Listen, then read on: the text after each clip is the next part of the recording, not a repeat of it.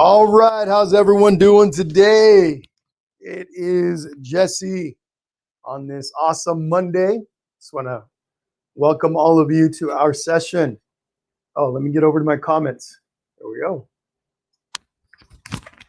No comments yet. One viewer, and I think that's me. So I got to give it a little time to let everybody jump on. Got some hot coffee right here. All right, here we go. See people jumping on already. Fantastic. What's happening, Zoo? How are you? Zoo Crazy. Is that your real name, Zoo? Gabby, what's happening, Gabby? How are you? Baricello Nitro. Will this be available for replay? Just got back from the farm and I'm not prepared. Absolutely. So we're live streaming to both Facebook and to YouTube. The session is being recorded to both platforms. As soon as the live session's over, you will be able to go and got to straighten out my apron here, a little crooked. You will be able to go and watch the recorded session on either of the platforms. Okay, as soon as this is over, it'll be available. Now, the cool thing about YouTube, for those of you that are on YouTube or would like to watch us on YouTube, you can jump in at any time during the live and you can back up all the way to the beginning. So if you, Baricello, if you have time to get ready here in the next 15, 20, 30 minutes or whatever, you can jump on YouTube and just back it up all the way to the beginning and start from there, okay? So, but yes, it will be available. What's happening, Sarah Alas from Sydney, Australia? Woo! Live streaming all the way down to Sydney. Fantastic. Welcome to the page, to the channel. Rosemarie Alonso, how's it going? Kathleen Killian is back. How's it going, Kathleen? Justina, don't worry too much. Everyone's going to create something a little bit different than what I've got over here. Don't stress too much about trying to recreate the exact painting. Of course, you can try. It's a good test of skills, and a good way to improve on your skills is to try to create a real similar piece to the original. However, don't stress too much. I like to let everyone know that, especially if you're newer to painting, everyone's piece comes out a little bit differently. Okay, don't stress about trying to match it exactly. As long as it looks like a window, as long as it looks like, you know, something similar, you're going to be okay. All right. I'm trying to entangle this long old mic that I've got over here. I got to order me a wireless piece. But anyway, so we are right at 1 minute after 3 o'clock. I'm in California, so let's get started. So my name is Jesse. You're on my Painting with Jesse page, both here on Facebook and on YouTube. I am live streaming to both. Throughout the process, I outline a step on my end, and then I give you a little time to implement it on your end. If you're new to the channel, in between steps, I like to look over the comments. If you have questions and that sort of stuff, you put them into the comments, and then I do my best to answer everyone's question that pops up. I do like for people to say hello, so if you could, let me know where you're joining us from. Let me know where you are, who you're painting with, and let me know if it's your first time or if you've been here before. Okay, so we're going to get started here pretty quickly. Now, a couple of things you should have, if you haven't yet, you're going to need to have the pre-prep part of this done. Basically, I uploaded a video. I tried to upload it about 5 or 6 times yesterday directly to the event page. It wouldn't take it. It looked like it would take it, and then it wouldn't. So I ended up having to upload it directly to the Facebook page, and then I linked it to the event page. In the event page. So you are going to want to have your canvas pre-drawn before you start the session, the actual painting session today. I did it to save a little bit of time. Sometimes our sessions go a little over 3 hours, and I'm trying to avoid that. I know some of you guys sometimes get a little fatigued. So everything's already drawn out on my canvas. I'm using a 16 by 20 inch canvas. Whatever size you're using is perfectly fine. You just change the proportions a little bit. Once again, though, I want to make sure you guys are aware that we did the pre-drawing yesterday, or you could do it today. You can do it tomorrow. The video is available for you to go back and do that first. You're going to want to do that first because I'm not going to be going over that here at the beginning, okay? If you're interested in joining on the painting session and you want to go do the pre-prep video, just go to the event tab. You'll find the link in the discussion tab. You can also go directly to my Painting with Jesse page here on Facebook, and you'll see the link under the videos tab at the top of the page. Okay, so but anyhow, that's all drawn out. I did it with the number 2 pencil. The colors that I'm going to be using today. Now, I'm going to talk about the primary colors that I use for the background, for the windowsill and things like that. You're going to be changing things up. If you'd like to get creative, you want to choose different colors, please feel free to do so, right? So these are the colors that I'm going to be using. For the window, the color in the window itself, the glass panes and stuff, I'm going to be using a combination of white, a little bit of, we got this Ceram Coat white paint that I'll be using. Whatever white you've got is perfectly fine. I'm going to be using some blue.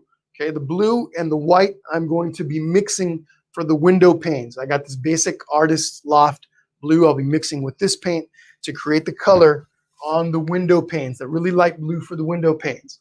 Now the actual wood area around the window, the stuff that you see in that really pretty blue, is I did 2 layers.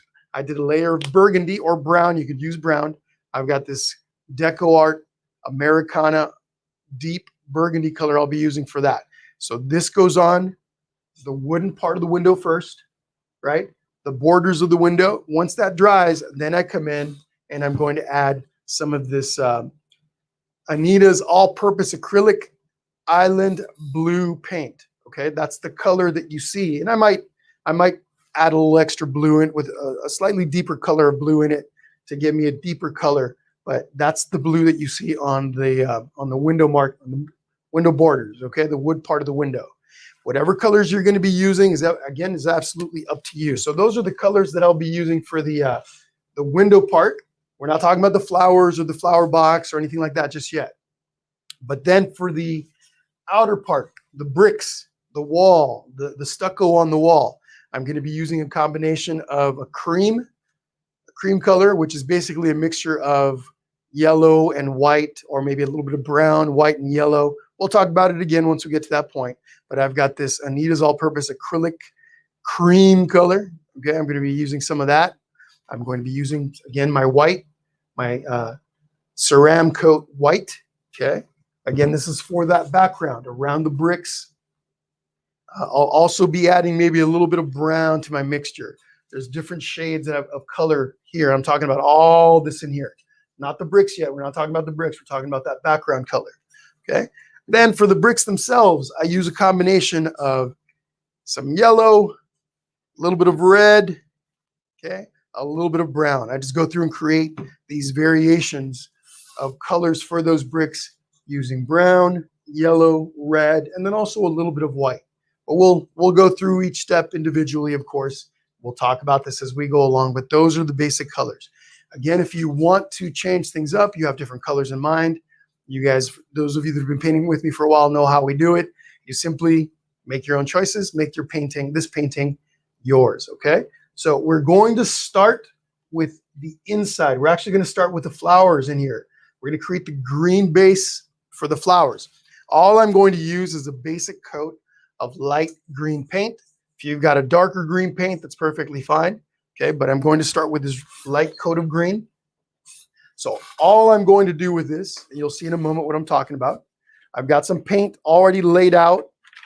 I'm using, I'm using a paper pad as my palette today. I've got some burgundy, some white, some blue laid out. We'll talk about those colors here in a moment. But I'm just going to take a little bit of my green. Just going to lay that out right there, right next to all those colors.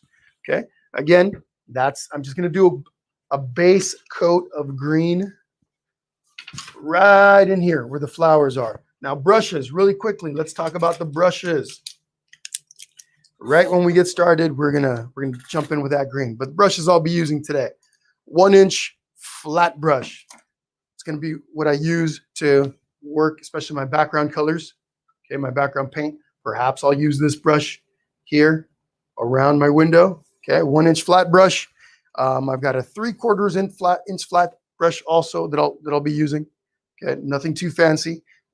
Remember that the sizes, you don't have to have the exact sizes. As long as you've got something similar, you're going to be okay. I've got a half inch flat brush. Okay, this one's going to be good for painting in my bricks, maybe painting in on the wood, the color for the box. Okay, so you want a couple of those in different sizes. Then I've got a number 5. Actually, this is a number more like a number 6 Filbert. The Filbert brush has a rounded head. Okay, nice and rounded over the top. If you look at it from the top, it's nice and skinny, but this is a nice rounded head. I'll be using this for the petal, for leaves and maybe some of the flowers, some of the petals. But if you don't have a Filbert, that's okay. You'll be okay as long as you've got something small like this number 3 flat brush. Okay, squared off head. Just a smaller version of those big brushes that I showed you at the beginning. Really skinny. If you look at it from the top, it's really easy to flatten out. Okay, so those are the basic brushes. There's actually one more. We got this number 3, and I've also got a number 0 round brush or liner brush. It's really skinny, goes into a point, easy to paint the details with. We'll be doing things like outlining, maybe some of these smaller flowers and petals and things like that. We'll be done with these small round brushes. Okay, but all right. Here we go. Actually, no, sorry. Let me talk about the supplies a little bit more. I'm a little bit ahead of myself. Paper towels, very important. Not only do these come in handy to clean up messes, but we can also use these to clean up brushes. Okay, clean the brushes in between steps. I have a water cup here. I'll be using this water cup to rinse out my brushes in between steps. So they go, when I'm painting, when I'm done with the brush, I come in here, I swirl it around. When I'm done with that brush, at least when I want to put it to the side, I've got this cookie bin that I'll use to lay there's water in there. I'll put my brushes in sideways like this. So it preserves my brushes a little bit more. If I keep them in my water cup for too long like this, it can start to bend the bristles. These are slightly nicer brushes than what I usually use. So I want to preserve them. And when you want to take care of your brushes, this is what you do while you're painting. The brushes sit inside your bin or tray, whatever it is you're going to use, like this sideways. Puts less pressure on those bristles, okay? And again, this just helps preserve them longer, especially if you're using nicer brushes. That's what you're going to want to do. Okay, what else do we have? So I mentioned already that I'm using my mixed media pad as my palette, okay? And then towards the very end, if we have time, if there's a little time, I do have some glitter paint. I'll be talking about this to add some detail to some of the flowers and things like that. Okay, I have an assorted collection of glitter paint. We'll talk about that later. Nothing fancy. Of course, like I've already mentioned a million times in my past sessions, all of this is optional. You do not have to have the exact colors that I have. Get creative, have fun with it, and yeah, enjoy the process. Make the painting your own. But all right, everyone, we are ready to go. What's happening, Adriana? It's been a minute since I saw you on here. Adriana, how are you? Welcome back. Let's see. Okay, so here we go, everyone. We are going to get moving here. We're gonna start a little on the slower side, but as we progress, I will pick it up a little bit. Okay, I'll speed it up slightly. Let me back the camera up a little bit. I think that was it right there. Want to make sure we have everything in view. Again, I will outline a step on my end, and then I give you a little time to implement it on your end. In between steps, I look at the comments section and I answer questions. Okay, and yeah, we go through the entire process in this way. I do foresee us painting for about 2 hours and 30 minutes. Okay, so don't stress if you don't have the time to paint the entire way through. You might be going, what the heck? We're going to paint that long? We are. However, if you cannot paint the entire time, simply come back and paint with the recorded session. Okay, but all right, let's get moving along. First thing that I'm going to do is I'm going to take my 3/4 inch flat brush, this big long-handled bristle brush, okay, because I'm painting on an easel and I'm kind of a little bit of a distance from the canvas, so I'm not blocking the view of the camera. These long-handled brushes come in really handy to paint from a distance. Okay. Now, not all my brushes are long handled. I've got some short handled ones also, but I'm going to start with this. What I'm actually, you know what? I apologize. No, I'm not. I jumped ahead again. There I go jumping ahead. I'm going to start with this 1/2 inch flat brush. Okay. Synthetic bristles, really nice, stiff bristles, smooth. Okay. I'm going to grab some of my green, some of that green color. And again, if you have a dark green, that's okay. You can lighten it up if you'd like. I'm going to create the base that is eventually going to have all of my greenery over. Okay, so again, if you haven't yet, you're going to want to draw this out first, and you're going to want to go to the pre-prep video for that. So all I'm doing is I have this drawn out area above my flower box. I'm just going to come in here first, put a layer of paint down. Doesn't really matter which direction I paint in at the moment. Just want to get all this nice and covered. Now, this area that I drew in here is not how high up all the flowers are going to be. Right? There's going to be stems and flowers that come up above it and around it. But for now, this is good. Once I've covered all of this with paint, what I want to do is I just want to take my brush and I just kind of lightly use these upward brush strokes to start. And I'm kind of going with the curvature of the shape of all of the direction that the flowers are going to be going in. Just kind of using my brush. I can use it like this, skinny part, just to make kind of long, skinny brush strokes inside there. Then I can also use the broad part of it. Doesn't really matter too much, but I'm just using this to start giving my painting a little bit of shape, a little bit of dimension. And if I want, I could also take a little bit of dark green. I'll go ahead and do it now. It's going to take a little bit of dark green. If I can get some out of my bottle here. Don't need a lot. If you've only got one green color, you can lighten it, you can darken it. You can lighten it with white or yellow. You can darken it with a little bit of blue or a little bit of brown. You don't need much. So just taking some of this darker green right over the top of the light green. You can also work the other way, dark green first and then light green. Again, I'm just creating the base that's eventually going to have all of these different stems and leaves and flowers over. Okay? Nothing fancy. There's no detail in this. Don't sit there trying to make everything super even or perfect on this step. Okay, so let's start with that. Now watch what I do with my brush. I'm not going to be using this green color for a while. I'm also not going to be using this brush for a bit, a minute or two, or like 30 minutes or so. So I'm just rinsing it out in my water cup, swirling around in there, getting some of that extra paint out. I can also take a paper towel, squeeze like this, take out excess paint.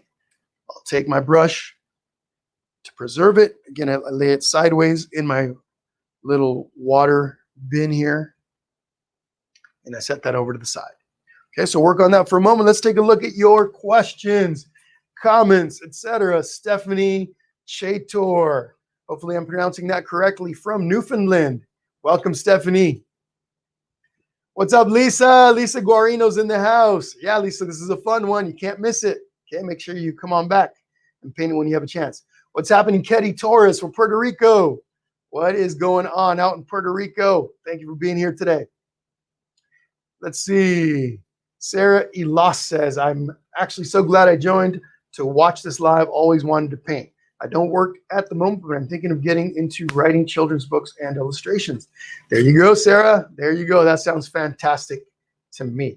What's up, Gloria Marie? What's happening, Gloria? Welcome. Okay, so again, there's not a lot of detail in here, so don't stress. Simply put down your paint layer. Could be light green, dark green, a combination of the two. Doesn't really matter too much. Later on, we're going to start adding petals and leaves and stems and everything else layered over that, and that's when this starts to take shape. For now, this is all you need. Don't go beyond this.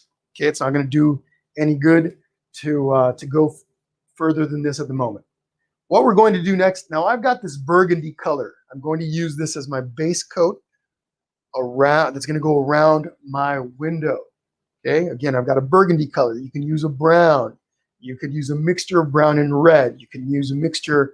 You can make burgundy by mixing orange, so let's see, red and green. Actually, I know it's kind of weird, but red and green will give you a burgundy, blue and orange. There's all kinds of combinations that will give you a burgundy-ish color. You just want a dark, now you don't have to do it this way, but what I did, this, and it's maybe a little hard to tell in the video, but this is kind of a chalky blue finish. Okay, I did that. I achieved that a bit by first putting down this darker color as a base. Okay, so what I'm going to do is taking my 3/4 inch flat brush, just going to grab it, dip it right into that paint. And again, I just want to remind everyone, especially if you're using nicer brushes, this should be the case regardless of any brush, whatever brush you're using. But to preserve it, you want to avoid getting paint down in the metal part, the ferrule part. Okay, you don't want any paint down in there. So when you dip your brush into the paint, you know, grab as much as you can. Just try to avoid getting any paint all the way down towards the bottom edge. Okay, so what I'm going to do with this, I'm just going to come in here. Now I'm using the skinny part first. I'm going to outline my window, the outside of my window first.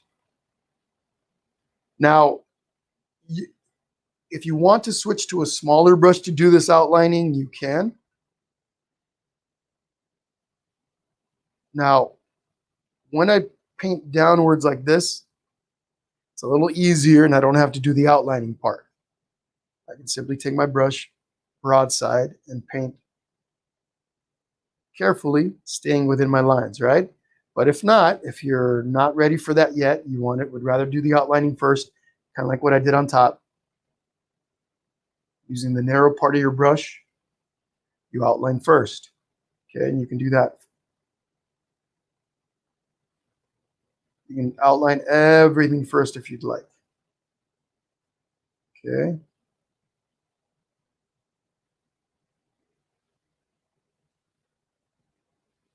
By outlining, it's less likely you're going to get paint beyond your edges. Kind of like when you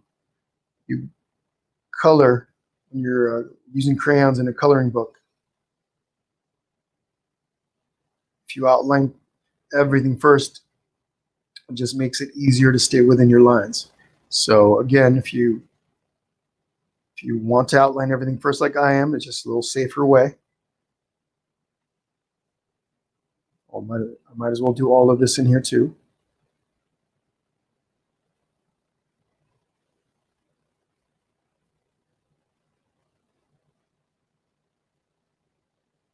This brush that I've been using is a really nice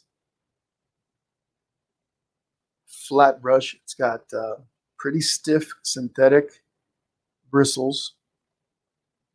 The brand that I'm using it's Artist Loft. It's the Ferenz Artist Loft brand. Ferenz Artist Loft line. Artist Loft makes all kinds of really nice paint supplies. But anyway, if you're looking for something like this, you can pick it up at Michael's. It's also available on Amazon. It's a little more expensive. I think I paid about, I don't remember, maybe $10, $12 for this one brush. But it is a really, really nice brush. So notice what I'm doing with these. Once I've outlined everything, I use long brush strokes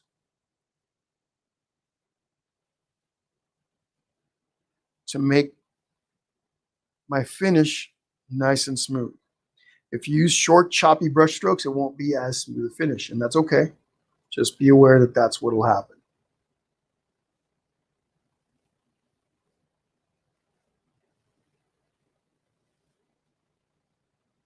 So everything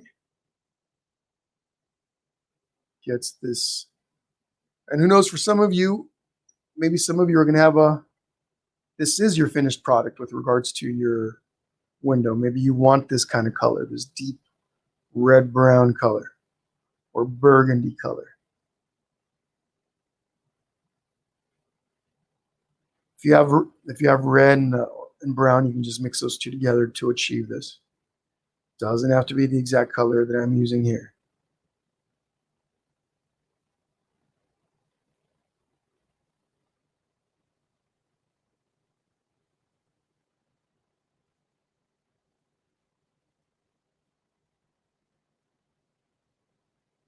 Okay.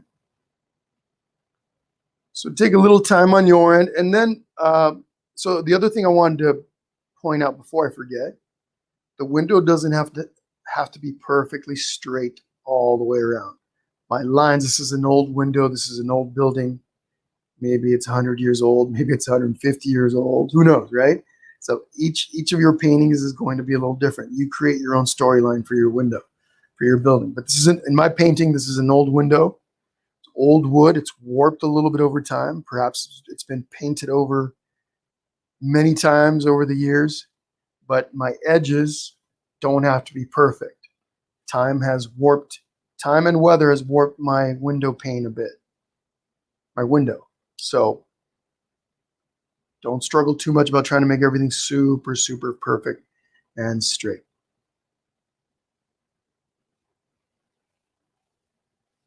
All right.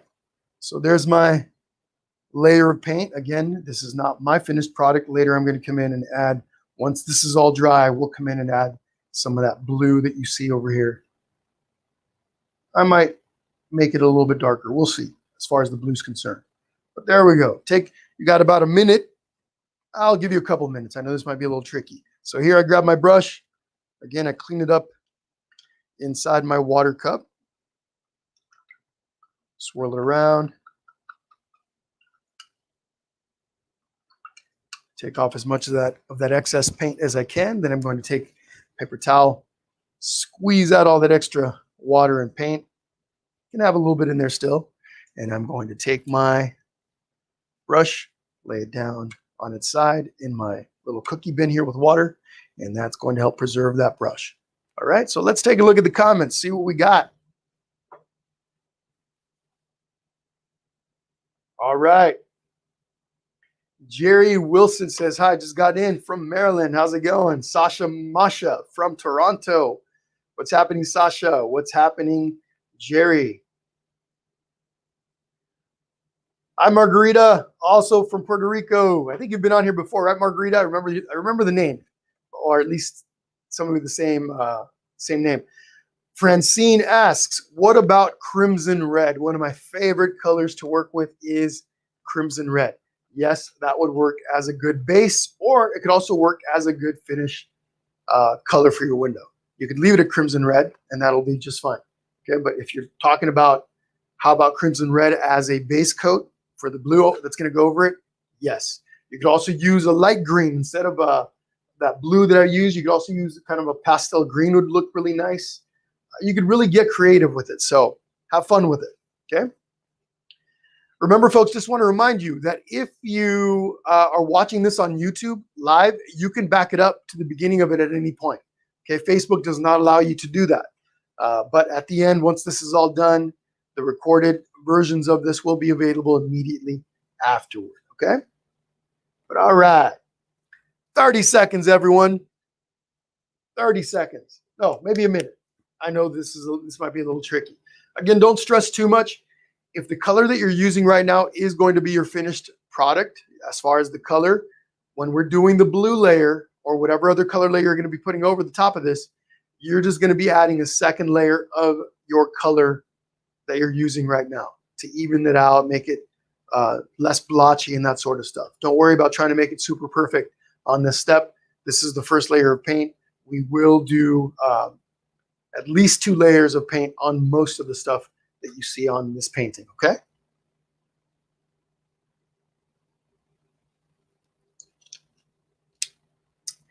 June, so yes, everything was sketched out, okay? But we didn't do the sketching on today's session. The pre-prep video that's available on Facebook will get you everything you need.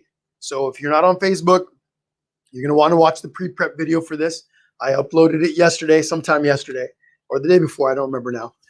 But it is available for you to go watch that. It's about 30 minutes long. I talk about brushes and things like that. but it'll walk you through sketching the whole thing. But all right, let us continue. So what I'm going to do now is I'm going to go ahead and paint in this light blue color for the actual glass in the windows. So all of this in here is going to get a really nice light blue. So I've got some white. Okay, I've got some white here, and I've got some dark blue. I don't need a lot of blue. For those of you that already have a light blue mixture, cool. Maybe that's what you want to use. The light blue, the intensity of the light blue isn't going to make too much of a difference. So don't sit there stressing too much. I'm going to go ahead and use the same brush I was using a moment ago, my long-handled 3/4 inch flat brush. This guy right here, just going to clean it up a little, take all that red out of it. Don't want that red to mix in, or that burgundy to mix in with my light blue and blue. You want to be careful with especially with your nicer brushes, but it's just in general.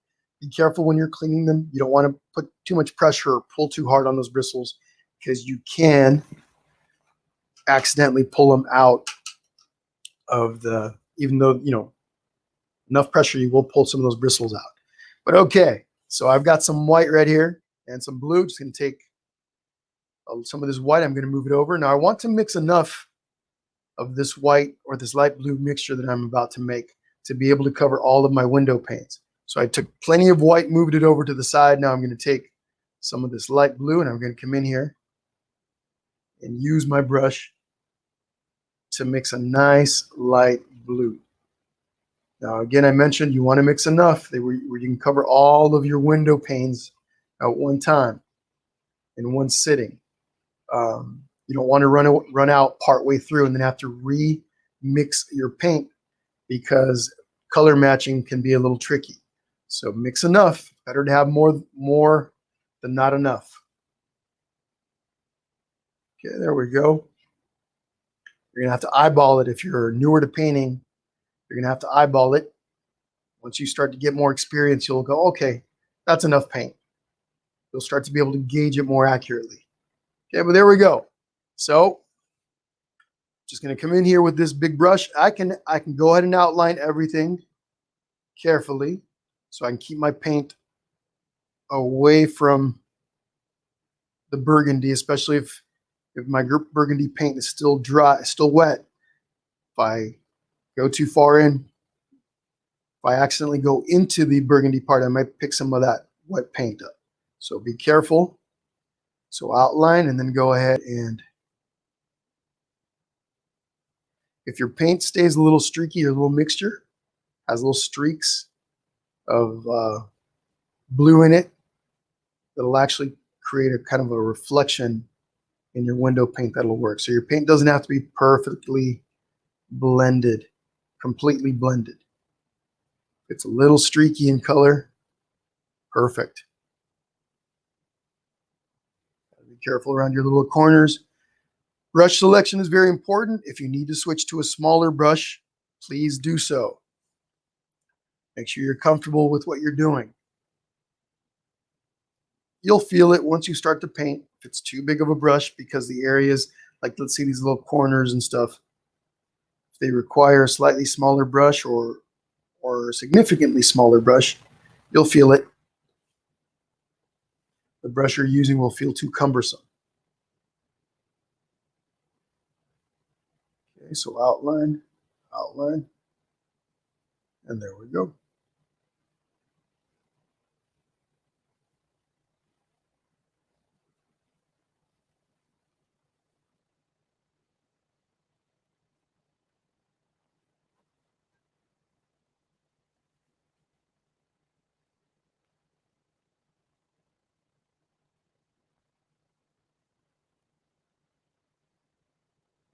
Whoops, I did pick up a little bit of burgundy there on the edge. Just going to take a paper towel with a little bit of water in it. I'm just going to wipe that right off. And then I want to make sure I remove it, that burgundy from my brush. So again, paper towels come in very handy. You want to use those to clean your brushes, not just when you're done with the brush, but in between steps, in between, or when you're using it during your painting. There we go. Now here around the green for my pot, outline everything.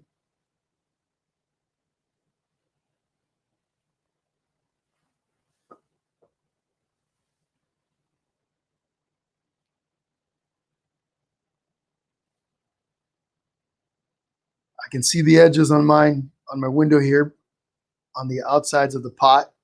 Don't know about yours, depending on how big you made your flower box or pot. You may or may not see the edges of your window, but if you can, go ahead and paint that in.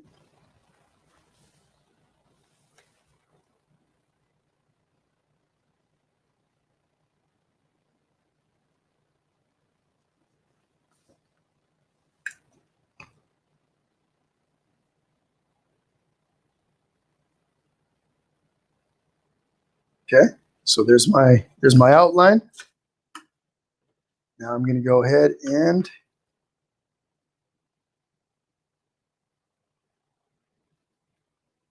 paint in between everything. If you need to switch to a smaller brush to get into these little tiny areas in between, like the edge of your green and the windowsill or the window, the wood, please, the windowsill. Go ahead and switch.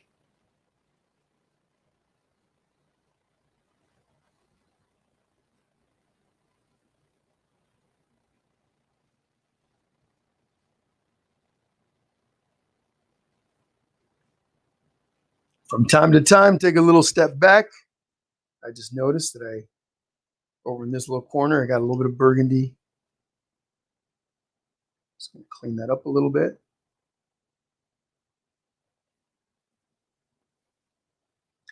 Taking a paper towel, dipping it into my water cup, using my finger, and I just lightly go in there and remove all that. Okay. Take my big brush again, grab some more of this light blue, come in here, and carefully fill that in.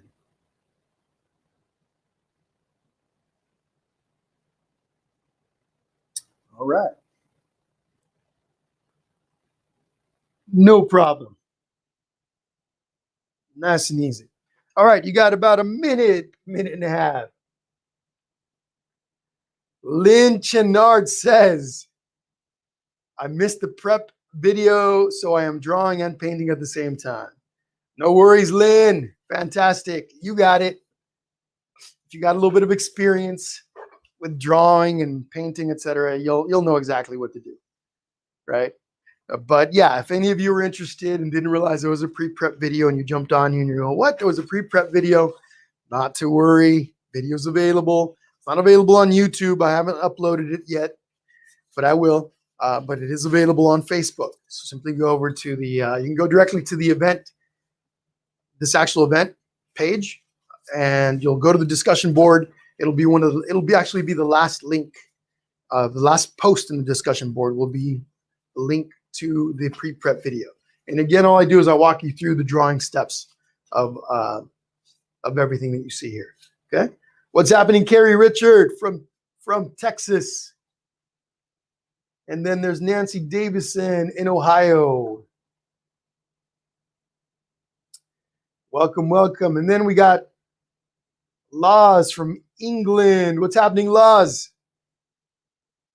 I know you've been here before. So, all right, everyone, 30 seconds and we move on. So as we are moving from step to step, just keep in mind that everything that we're doing, with the exception of the windowsill, of the actual window panes, the window panes probably, at least in my case, won't need a second layer of paint. But everything else, the green here for the flower bed, or for the flowers, this dark burgundy in here is all the first layer of paint. Okay, so don't sit there stressing too much about trying to make it look super perfect at this step. That is not necessary. We're going to come back and do a second layer on probably 70–80% of what you see here. Okay, let us move on.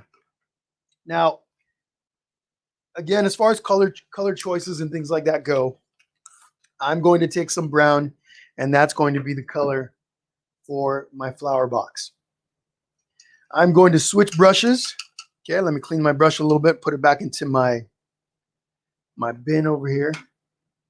I'm going to switch brushes. I'm going to grab this flat, bright brush. Okay, it's my 1-inch flat brush. I'm just going to dip it right into my paint here in my bottle, and I'm going to bring some of this over. Just putting it right here on my paper pad. Now I'm going to use this. Now this is a little bit of a different brown than what's on the original.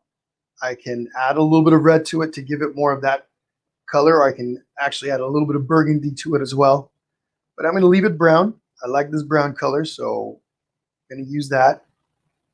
Same thing as before, you can come in here and simply outline everything. Might just make it a little easier if you outline first.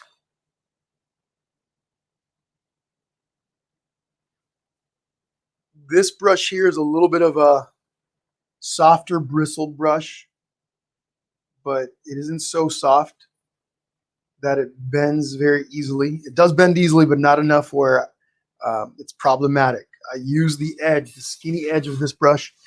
After what I do is with this flat brush, I flatten it like this against the paint, against the paper pad. And it makes it easy for me to be able to outline with these long, straight lines. Often using these flat brushes like this, it's easier to outline than using the little tiny skinny brushes, little tiny pointy brushes. Those pointy brushes are good for outlining stuff, but more like faces, curved objects, straight objects like this. You're better off using these flat brushes.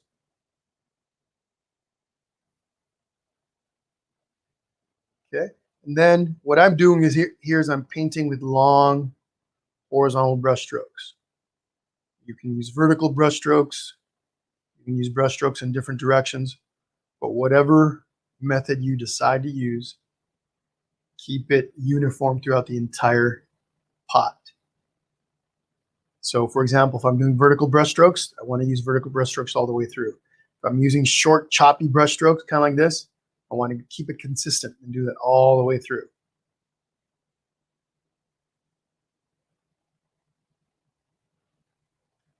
There we go.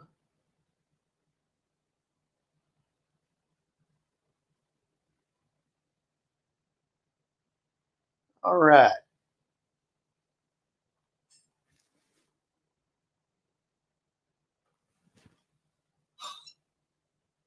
Now, you may be noticing a little bit of unevenness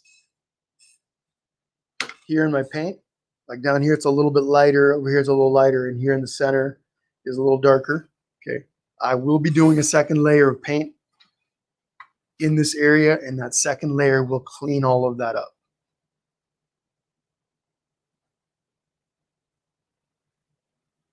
Okay.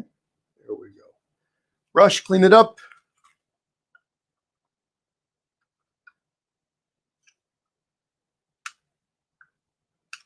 Okay. Once I'm done, take the brush, put it back into my little cookie bin with water laying on its side like that. Okay, about a minute and a half.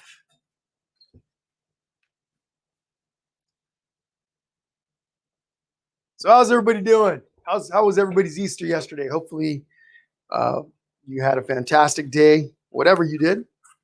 Okay, I did. Lots of good food, family, just relaxing, hanging out. Yeah, whatever you did, hopefully you all had a fantastic time.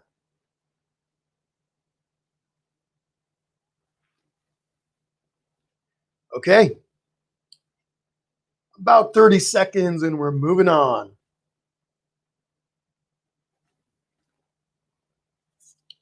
Drinking a little coffee here. Not the best thing to keep my throat nice and moist, but it's okay. I do have some water there over to the side as well. Okay, so let's look. What we're going to do now is we're going to take a look at what's happening. Nina Evans, fantastic. Welcome. Thank you for being here. Let's see. Baricello says, I spent Easter hanging out with the pigs at the farm and reading my book in the beautiful weather. Baricello, that sounds like a lot of fun. Sounds pretty fantastic. On that note, glad you reminded me with your pigs comment. Later this month, we're going to be doing a pig painting. Okay, little pig. So you guys can see, oh, and I'm missing a painting back here. What did I do with my painting? This guy right here. Why did you guys tell me I had an area behind me that was missing a painting?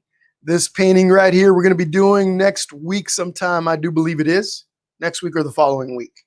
I'm going to be doing a tutorial on the roses before we do the painting itself. I want you guys to get good at making these impressionistic roses. Okay, but anyway, this is coming up. This guy goes right here. Anyhow, we've done some giraffes. We've done a goat. We've done horses. We did a cow. We've done a few other animals, but this month we're going to be doing a really nice pig. Okay, for those of you that like farm animals. Okay, just want to let you know. But okay, I think I lost my train of thought, but I'll get it back. Here we go. Let's talk about the background. Okay, the background here on the original painting is a nice cream color. Okay, a cream color. So I've got a cream color already pre-mixed. It's called, I think I've already talked about it a little bit, but this cream color, Anita's all-purpose acrylic paint. Of course, all my paint is acrylic. I don't know if I've already mentioned that for those of you that are new here. Okay, acrylic paint, cream color. Now, if you've got white, a little bit of yellow, and a little bit of brown, you're going to get a cream color similar to this. So don't stress too much about the background color that you're using. If you want to use something similar to me, and you don't have a cream color, you'll take a little bit of white. I've got some white right there. I'm going to take some of this cream color.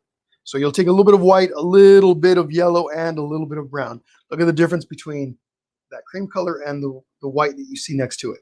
Okay. So if you don't have a cream color, again, it's white, much more white, a little tiny bit of yellow, and even less brown. And you'll get a nice cream color. So what I'm going to do, okay, going back to my 1-inch flat brush. Now this is what you call a 1-inch, a bright flat brush. Okay, on the bright brushes, the bristles tend to curve in a little bit on the edges, just a little tiny bit, but it's essentially, technically, it's a flat brush. So I've got this cream color here. I'm going to take a little bit of, I'm going to need much more than that. I'm going to take a little tiny bit of brown. Same thing you'd be doing if you only have white. Come in here, I'm going to add a little bit of brown to it. I'm also going to take a little bit of yellow. You would just be adding a little bit more yellow and a little bit more brown than what I'm doing here. Okay, so again, if you've only got white and you've got a little bit of yellow and a little bit of brown, you're going to be mixing some of those colors together. So I'm just going to put a little yellow over to the side. So a little bit of yellow, I'm going to scoop some of that up, mix it in with my cream and my brown. It's the yellow that's going to give it kind of a little bit of almost like a, what is that, banana cake? Banana pie? Banana cream pie? Cream pie? It's kind of what this looks like, a little bit. But who knows? I don't bake, so maybe I don't know what I'm talking about. But here we go. Here's the color that I want. Okay, big brush. Remember, you want to avoid getting paint down into the metal part. But what I'm going to do is I'm going to take this and I'm just going to cover my entire background, everything but my bricks. So this is my layer color. And if it's a little bit streaky, see some areas with a little bit more white, areas with a little bit more yellow, areas with a little bit more brown. That's all good. This is an old building. Again, been painted a few times. Some of the stucco is falling off here around my bricks. I'm just going to go ahead and, outline them. Just be careful. Now here, when we're mixing this paint color, it's not as critical that, still try. You want to mix enough to cover everything in one sitting, right? Everything, our background, all in one sitting. But because this is an old building, and again, I'm mentioning that it's been painted a few times, etc. If you have to mix some more paint partway through, as long as you're close, you're going to be okay. It doesn't really matter too much if some areas of your building are a slightly different shade than another. So outline. Again, I'm using the skinny edge of my brush to do my outlining. Once everything is outlined, I can go ahead and come in here. Now again, I'm using long vertical brush strokes here at the top. And then on my edges, I'll use the same. These are going to be shorter, did I say vertical? Horizontal brush strokes, I'm sorry. Shorter horizontal brush strokes, but what I'll do is I'll paint all the way across from one edge, so in this case the edge of my window, all the way across to the edge of the canvas. And I can go in either direction. You choose to paint with vertical brush strokes, again, kind of same thing. But this is an old building. You can paint vertical and horizontal and different directions if you'd like. It probably isn't going to make too much of a difference. Or it'll still work is what I mean.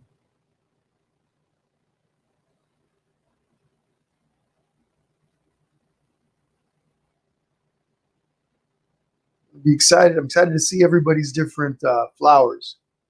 All the different flower designs you guys make. I know some of you are going to get really creative. That's probably the part where you can get the most creative, is with the flowers.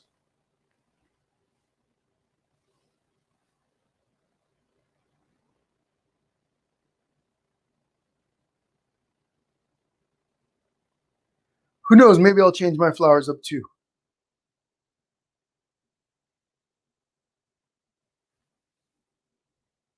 Tell me in the comments, what kind of flowers and what colors are you guys going to be adding to your painting?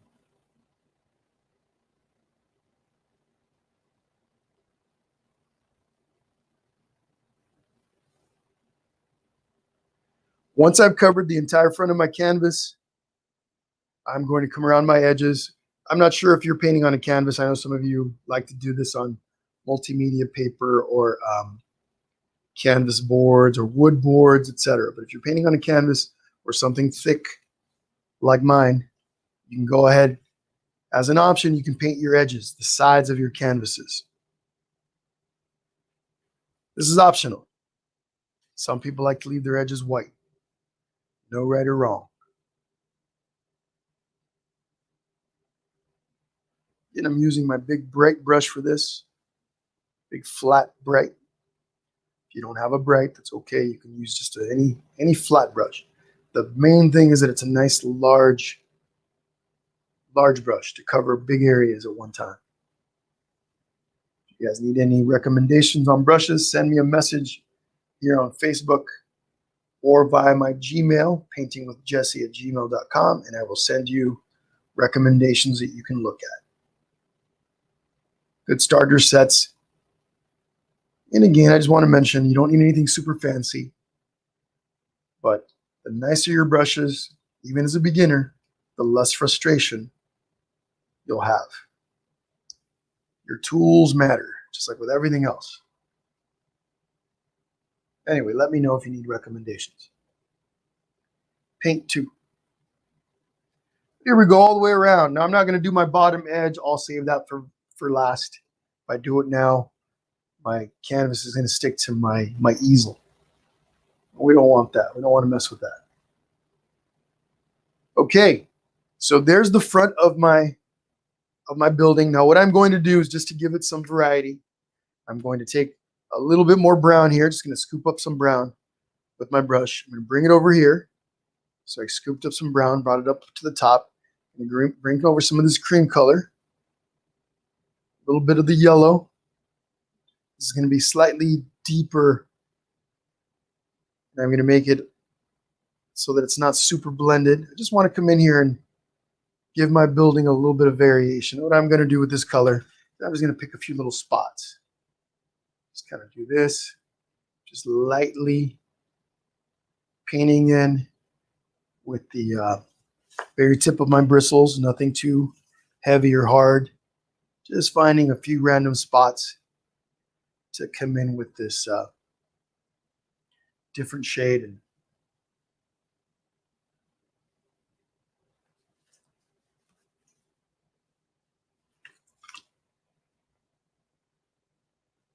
just kind of got to do that.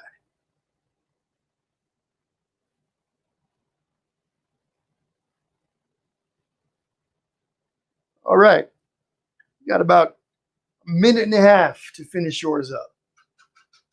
You notice on mine, I do have some areas with just plain white. We'll be adding those white areas later, like here, here, here. Random again, but those white areas are really what make some of that contrast work, okay? So we'll add that in a bit. There you go, Rose. Perfect. Nice little fern. Then Guadalupe says purple, yellow, and pink. Fantastic. Lisa, pink and yellow. Pamage says tulips. Tulips will be nice. I like it. Can't wait to see what everybody comes up with. Who knows? Maybe I'll add a few different types of flowers on mine too. I tried to keep it simple, but we'll see. Maybe there's time. I'll select a different kind of flower, like the Calla Lilies or something. Those might be kind of cool in red or white. Yeah, maybe we'll do that. I don't remember if I've ever actually painted a Calla Lily. Today might be a first. We might make it a first. We'll see. We will see. It depends on the time. Okay.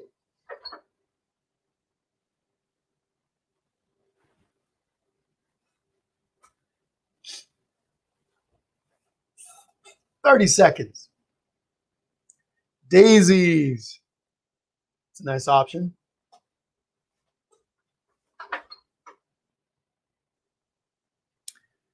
So let's talk about our bricks. The bricks are next. Now the bricks, I'm going to use a different, my easel on it. Yep, don't want to knock that over. Give me 1 second while I grab my, gotta do this without knocking anything over.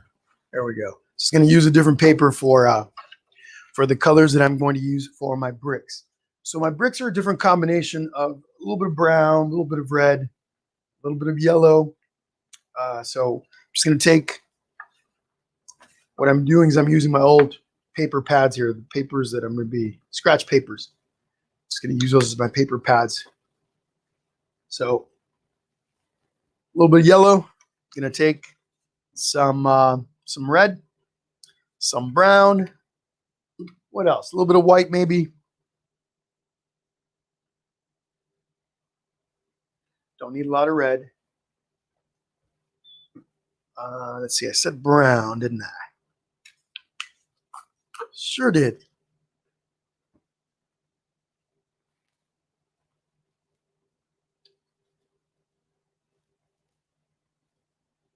Don't need much brown either, not for this step. And then a little bit of white, touch of white.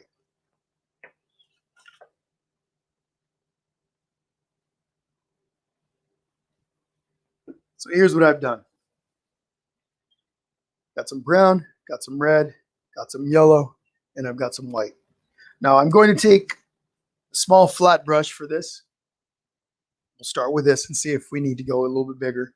Small flat brush. This is about a number 3, number 4 flat brush. Okay. And I'm going to start with the yellow. Just going to grab a little bit of yellow. Remember, we're going to be layering a bit. So This will be for most of these bricks is going to be first layer of paint. Just going to grab some yellow. I'll take a little bit of white. Now I don't want to make a perfect blend. I want to leave this a little streaky. I'm going to take a little bit of brown also. Swirly colors. Okay, now I'm going to start with this. Maybe a touch of red. There we go. Just going to pick a few of my bricks, and I'm just going to come in here, and we'll do this. Now with my bricks, doesn't really matter. I can use some random brush strokes, up, down, left, right. Part of my brick, I'll have horizontal brush strokes. Others will have vertical brush strokes. Doesn't really matter too much. Okay, I'm just going to pick different spots.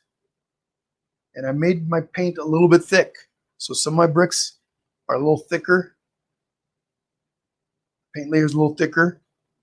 Some are going to be a little thinner.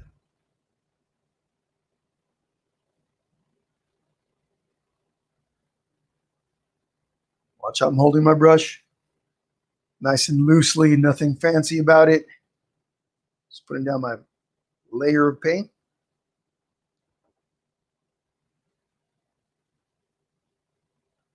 Now move on. Okay. Now maybe a couple of my other bricks have more brown in them. So I just scoop up some brown, bring it over to the side, maybe take a little bit more white. There's still a mixture of the original paint mixture on my brush, so that's going to mix into that the new color that I'm creating. There we go, kind of a rusty brown. So we'll come in here.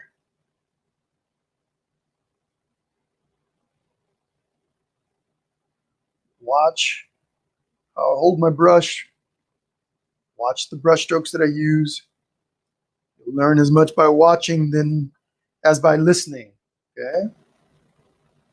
I'm a visual learner, as I know a whole bunch of you are as well. Just kind of try to mimic some of the things that I do, and you'll get kind of similar results. It depends on your paint and your brushes and things like that. But in general, if you've got similar tools as what I'm using, you're going to get some similar results. Okay. But watch what I do. Just grab some more white in this case, making a really light color. And again, just going to come through. We're going to be outlining our bricks a little bit of brown and stuff, so don't stress too much that they're not standing out against the background too much, if that's the case in your painting.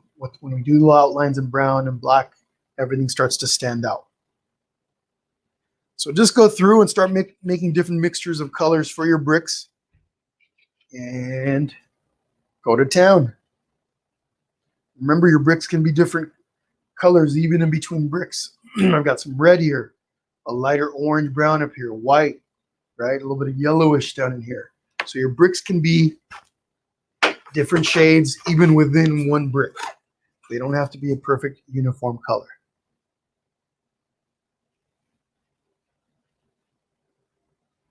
And just go for it. There's a randomness to what I'm doing. I'm not sitting here going, oh, okay, that brick and that brick and that brick have to be the same color. It's not going to matter too much. So just pick your colors and go. Now I'm noticing over here, these are more pinkish red than on the original, and I'm okay with that. If I wanted to make colors more like that, I would have to add more yellow to create more of an orangish color. A little more red, a little more yellow. Okay, something like that.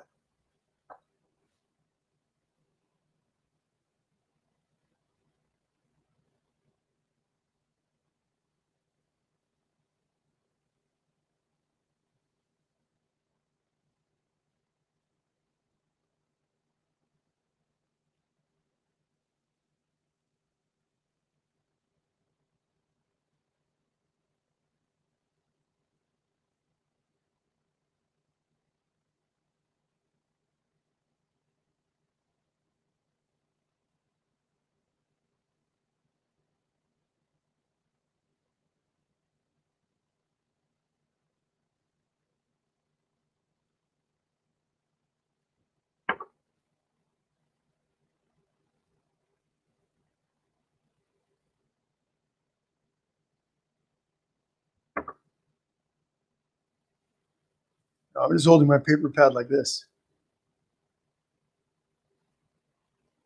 Kind of like you would the pallets with the little hole in it. In them, the little, I'm talking about.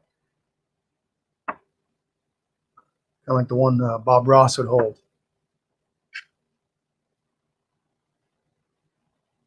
So again, just go through and paint in your bricks. Now, I'm not worried about the, later on I'll come and add some accents and other colors, but for now, put down your first layer of paint.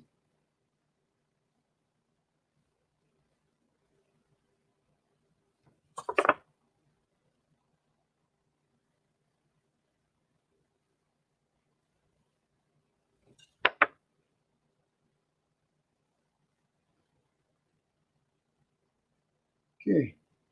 You guys keep working a bit. I'm going to look at the comments, see if anyone has any questions, and then I'm going to continue creating my bricks. In the meantime, my brush goes back into that water cup.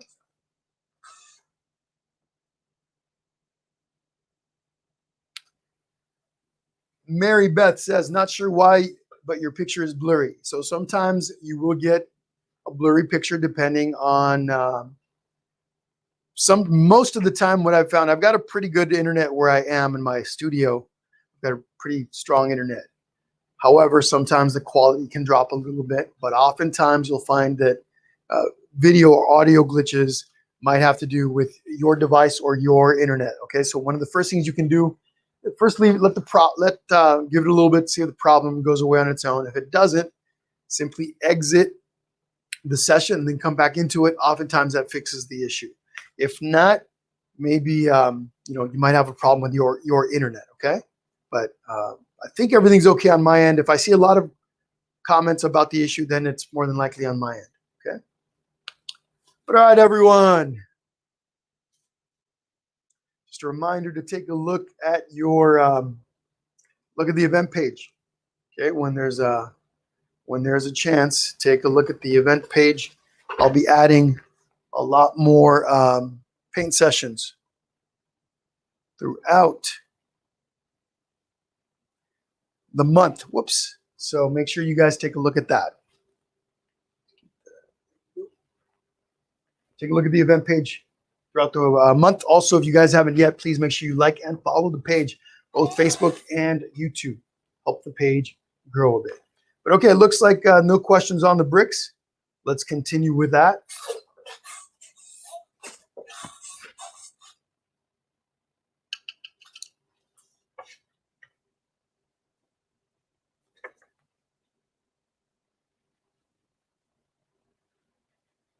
Remember to try to keep your paint a little bit swirly.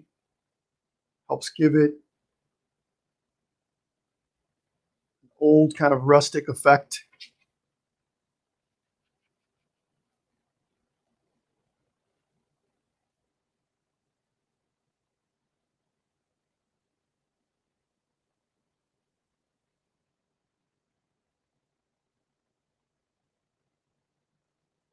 My paint's a little thick.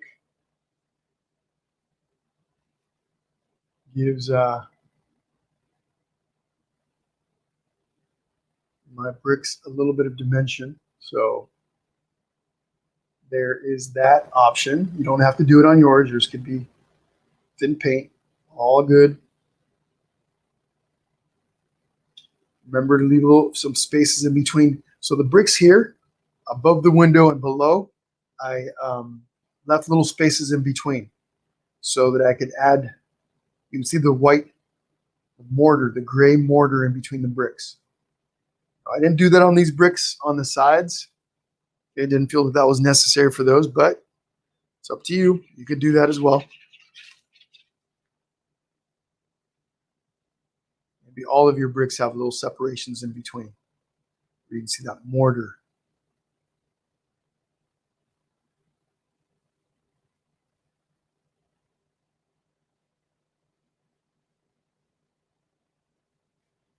So as we're working on these bricks, everything else is drying. Gives everything an opportunity to dry, and when you go back and do some layering in a bit.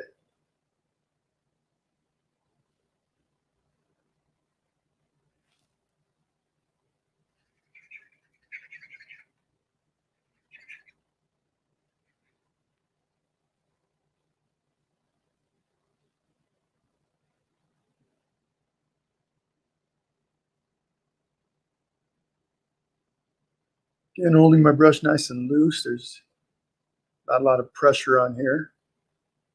Not pressing too hard with my brush. In some cases I use just the tip of the bristles, but mostly I press down on the brush a bit, and I'm using a lot of the body of the brush.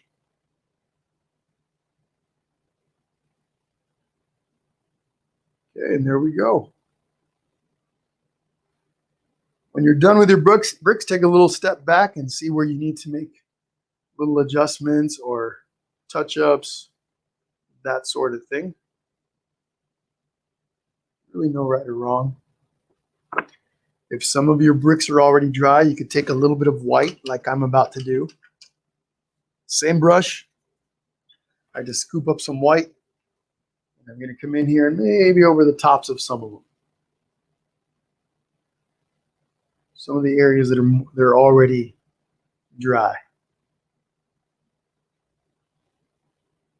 It's kind of random again.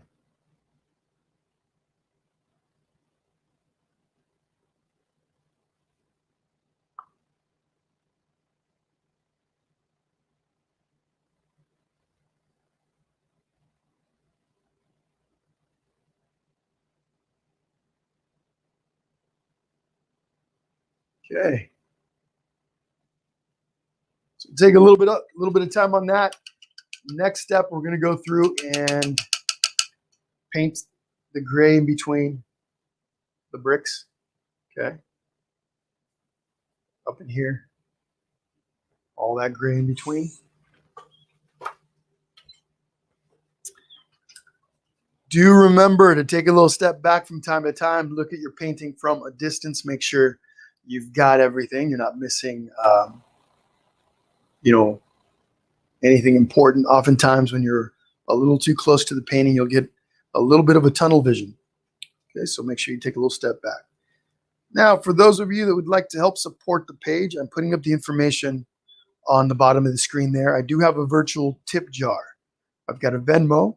I've got a PayPal. Both are under Painting with Jesse. Okay, if you'd like to help support by tipping, that's how you can do that. Again, Venmo or PayPal. I also have a Zelle at 951-217-2237. I'll leave that information up for a little bit as you work on your bricks. So questions, everyone? Questions, comments, put them down in the comments. Who likes painting on a Monday? Any day's good for painting, as I always say. Sundays, Saturdays, Mondays, nighttime, daytime, all good. Middle of the night.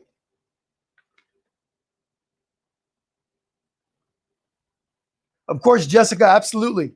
Yeah, get some rest.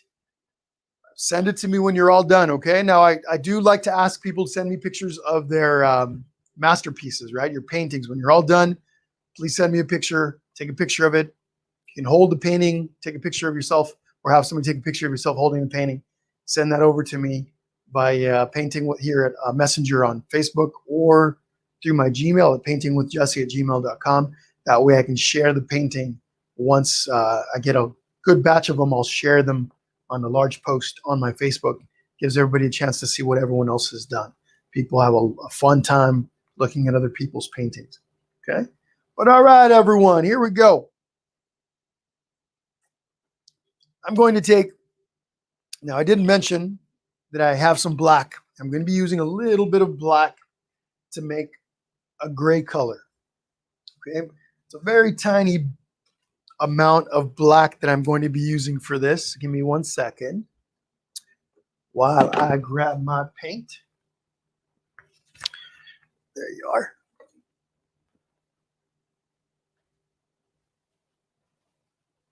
Little tiny bit of black. You can also use brown for this, brown and white. A mixture of brown, a little bit of blue, and some white will get you a color that's close to what we need if you don't have black. So again, black and white to create this mixture, this really light gray mixture. If you don't have black, you would take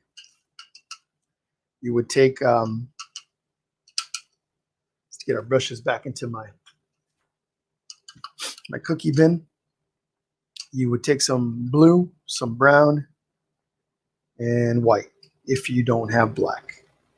But just a little tiny bit of black. I'm using my little flat brush, small number 4 flat brush, taking a little bit of black, putting it over to the side. You're going to scoop up quite a bit of white. So I'm going to make a nice gray color.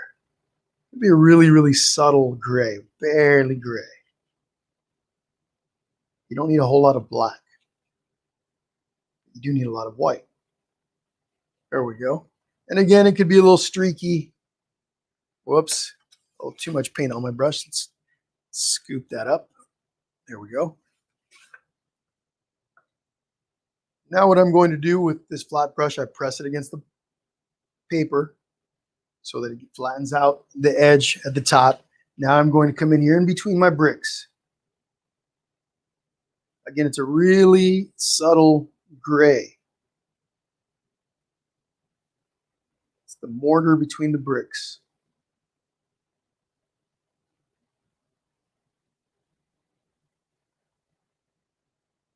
In my painting, this color is only applied to the bricks above and below the window.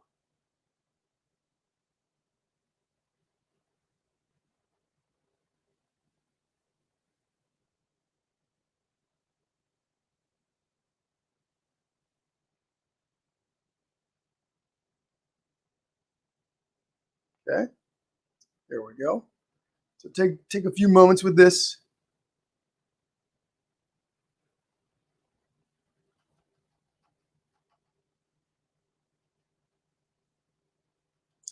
That's right, Elizabeth. Any day. Nina Evans says, me. Any day is a good day to paint. Any day is a good day to create. Take a little stress off. For some people, it's like a meditation. I know it is for me. Once you have that little bit of gray in between your bricks, kind of, again, take a little step back. Always take a little step back.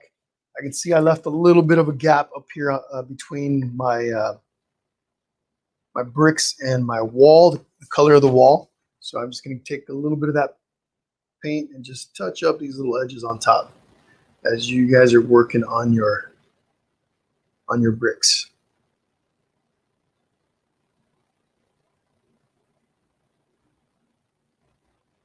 Just doing little touch-ups.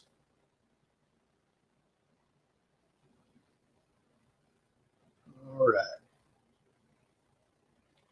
Okay. You guys got about 30 seconds, and we're going to go ahead and we're going to start painting. I'm going to go and start doing my blue on my window. Okay. Again, whatever color you choose to do is perfectly fine. If you've already put a layer down of the actual color you're going to be using for your window, you're just going to add a second layer of that. Now I've got this really nice color. It's called Island Blue from Anita's all-purpose acrylic paint. I picked this up at Hobby Lobby. I think it's about $3 for this bottle. Pretty good deal if you ask me. So for those of you that are interested in a color like this, it's almost like a turquoise color. So I'm going to put some of that here on my paper. But what I'm also going to do is I'm going to take a little bit of my other blue, my Artist Loft blue. Let's see if I have some fresh. I still do. I'm going to mix a little bit of that with my paint. Now, I'm switching brushes. I'm not going to use the original large brush that I used to paint that. I'm going to switch to my 1/2-inch flat brush. So I got my blue right in here. I take some of my dark blue, and I'm going to mix a little bit of that dark blue into my paint. Not a lot. Don't need a lot. A little bit's going to make a big difference. So just going to take some of that. gonna come over here. Oops, is that black fresh? It is. I want to avoid that. So I'm just gonna do this.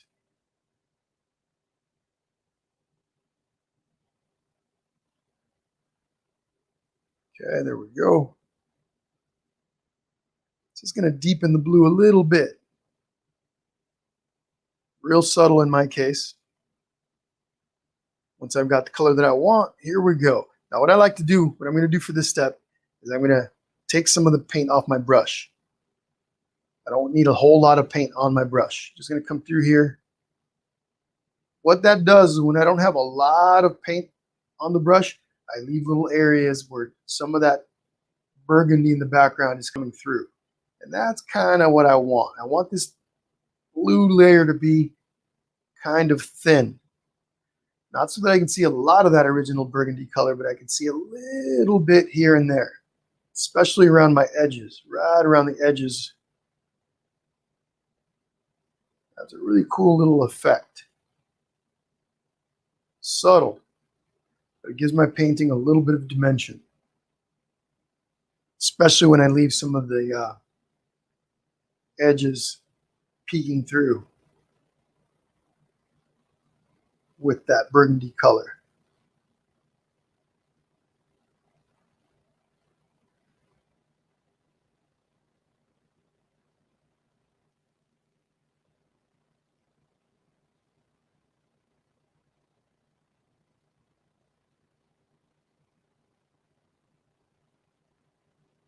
Okay, let me go ahead and sit down here so I can get closer to my painting.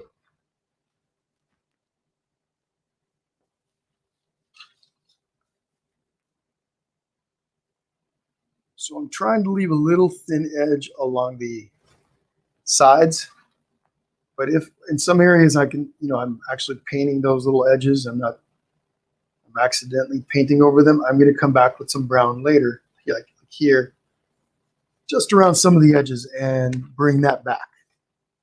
Add that in. You'll see what I'm talking about. Simply paint your windows. What I just said isn't super important right now.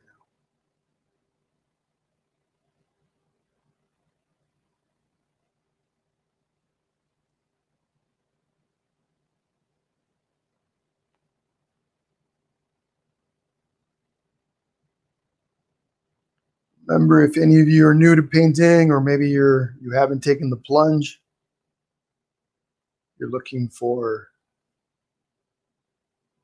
encouragement, or you're waiting for the right time to jump in, I'm going to tell you, just jump in. You're going to learn by doing. That's all I can really say to you.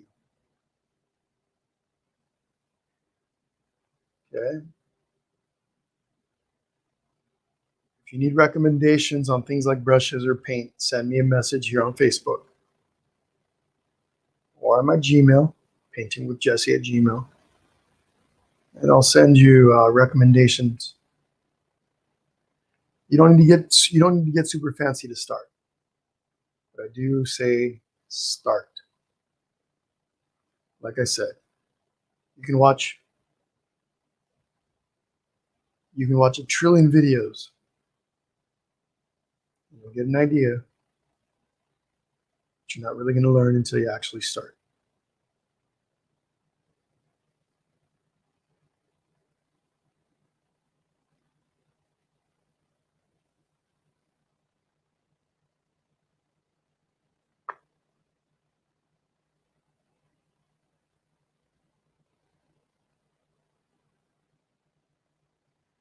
There we go.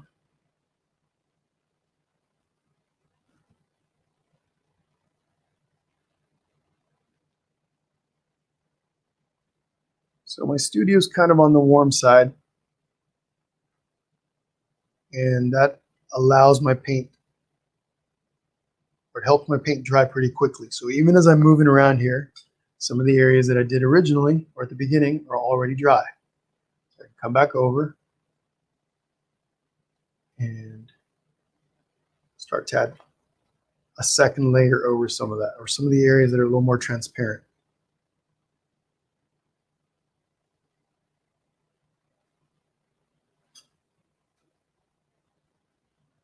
So what did you guys think about the pre-prep video? Did you guys like that?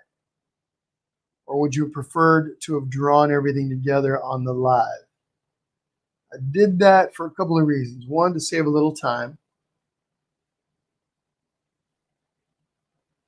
But also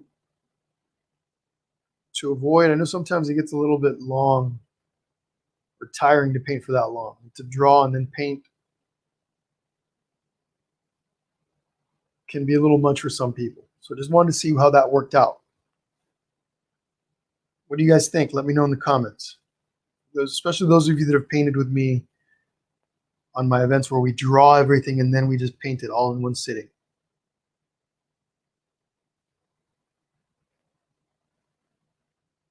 Preference, does it matter?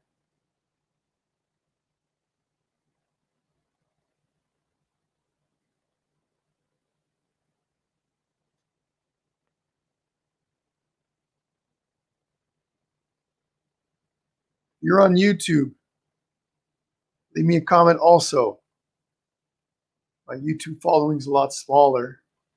I often feel like maybe I don't interact with you guys enough. So if you guys please let me know. Let me know in the comments. Of course, in my Facebook folks. Let me know what you think.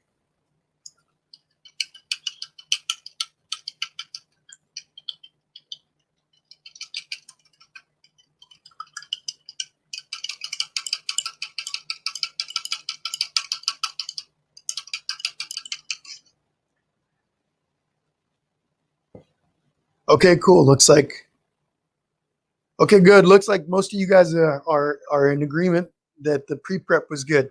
Now, I'm going to do more pre-prep videos, like the one for the roses, the umbrella with the roses. I'm going to do a pre-prep video on that one for the roses. Those roses are tricky, but if you have the rose technique down, once you have it down, you're good. Okay, painting that on that session will be a breeze. But so I do plan on having more pre-prep videos, and hopefully, that they go well. What I'll do though is I'm going to be posting them much earlier than I did the one for the windowsill. I posted, I think it was yesterday or the day before, the night before. I had some problems posting it to the event page. It seemed like I would post it and then I'd come back later and it wasn't there. I don't know what happened to it. First, it was taking a really long time to upload, and then when I thought it went through, I'd come back later and it wasn't there. So I had to do that a few times. So anyhow, posting the pre-prep video with more time for more of you to be able to prepare. I think that's key. But anyhow, so work on your window. And again, let me give you a close-up. What I meant about letting some of those edges peek through, right? Around the edges. Those edges give your window, by having those show a little bit, gives your window a little bit of dimension. Makes it look like there's thickness to these boards. This wood around your window is thick, right? It's thick this way. It's thick like this, but it's also thick like that. So it gives it a little bit of dimension. Okay. Well, good. All right. Fantastic. It was last night, wasn't it? Okay. I think I struggled with it since the morning. I was trying to post it. And again, I thought I'd gone through, but yeah, I'll be giving you guys more time on those pre-preps. Regardless, for those of you that didn't get a chance to do the pre-prep and so aren't painting right now, just know that that pre-prep video is also still available to go back and watch.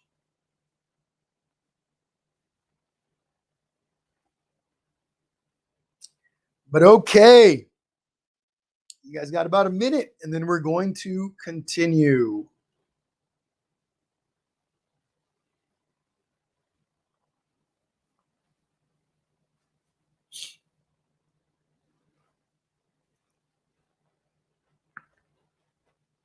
You got it, Patricia.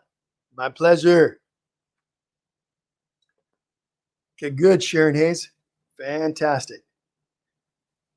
Kathy Steinbeck. Cool. Steinbach. Absolutely good. Cool. But all right. Again, always take a little step back.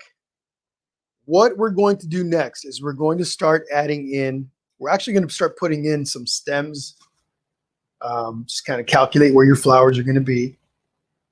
We can, what I would like to do is add in a few little flowers also. And then we're going to start adding stems and petal and leaves and things like that around them. So I might make some Calla Lilies on mine. We'll see. I'm not sure yet. We'll see. Maybe I'd put a couple, maybe like up here. Depends on how big my Calla Lilies would be. Depends on the size of my window, right? Calla Lilies tend to be pretty large. So we'll see. We'll gauge it. But I'm actually going to start with a couple of my little yellow flowers and a couple of my little white flowers. So these flowers tend to be these are small on my canvas. But you have a couple of choices with what brushes you can use. Let me clean up the brushes that I was just using and put those back into my bin, my little cookie bin, lay those on their sides. So again, I mentioned earlier that I'd be using a Filbert, a small Filbert, and then a little round brush. Let's see here. I'm going to grab number 4 round brush as well. So here's the 3 brushes that I'm primarily going to be using for my flowers. Nice little number 3 round. Also, I've got a number 3, a 0 round.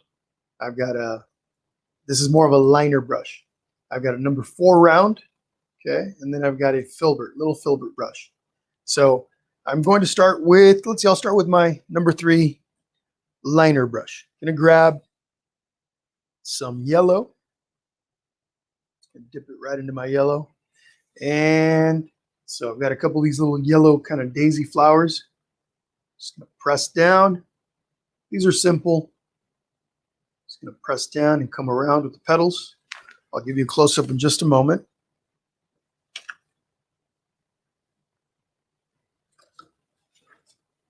Okay, I'm going to try to do this holding the canvas up at the same time. Just going to come around.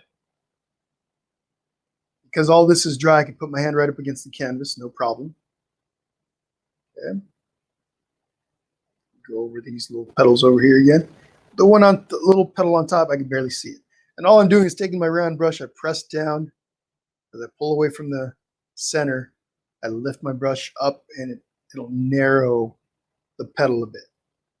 Now this is my first layer of paint. Later I'll come back and add a second layer over the top, and it'll also add a little dark with brown or black here in the center. Okay, but I'm going to go ahead and make another one like this. Now for this yellow, and it doesn't really matter too much which yellow you use, but I'm using this Artist Loft Brilliant Yellow. It's a little bit of a thicker paint. Still pretty flowy, but it has a little bit of body to it. So when I scoop up the paint, when I put the paint on the canvas, it gives it a little bit of dimension. Okay, so here's another one right next to it, maybe a little bit larger.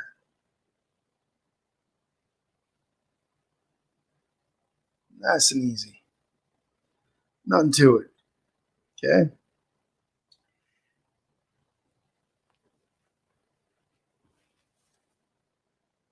Okay, let's see. Maybe one more over here.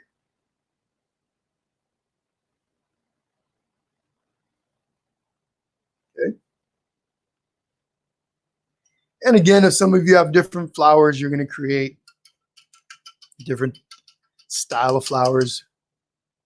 All up to you. All right, Rose, sounds fantastic. Send me a picture. Have a good night.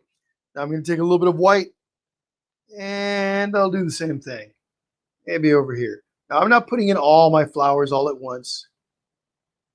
I'm just starting it off with the flowers, but we'll add more later. But in just a moment, we're going to start adding layers of leaves and stems and things like that. So I just used the little liner brush for all of this. What I'm going to do now is I'm going to grab, this is my number 2 Filbert. Actually, you know what? Hang on one second.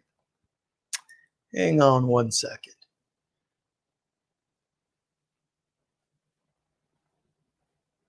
Let's see. I'm going to use my little angular brush.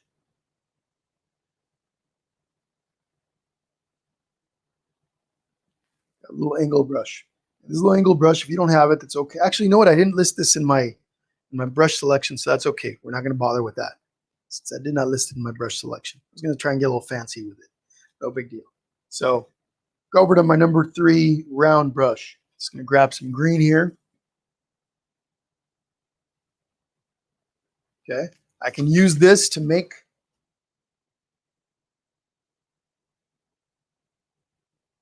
leaves in different directions.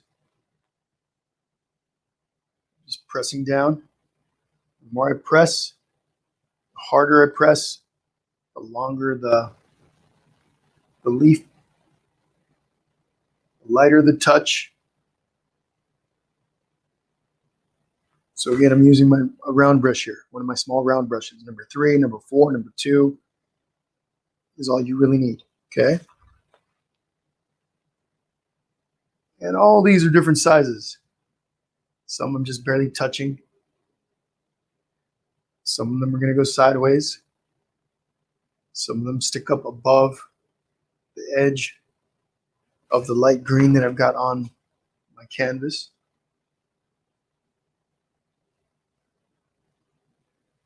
You work your way quickly through this. Doesn't have to be,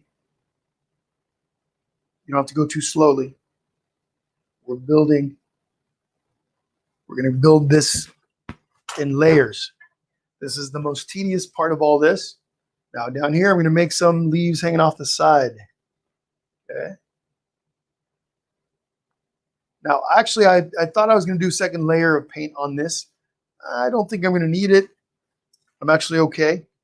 It dried pretty nicely. So if you're going to be doing a second layer of paint on your box, then don't do any of these leaves that hang over, okay? Until you've done your second layer. I'm going to try to do this left-handed so I don't block the view. Okay. Over here. Again, left-handed. Okay, using that round brush. So we can make some stems with this. Using the very, very point of my bristles, I'm just going to lightly come across the top.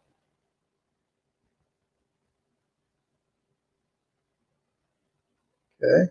It's a long blade or leaf. Like that. Lots of layering. Now I'm going to grab some of the lighter green. Again, if you don't have a different color green, just add a little bit of yellow to it, add a little bit of brown to it, a little bit of blue. You want some different shades in here.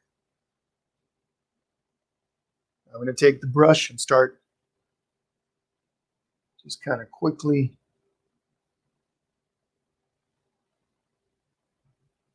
layering over some of the work I've already done.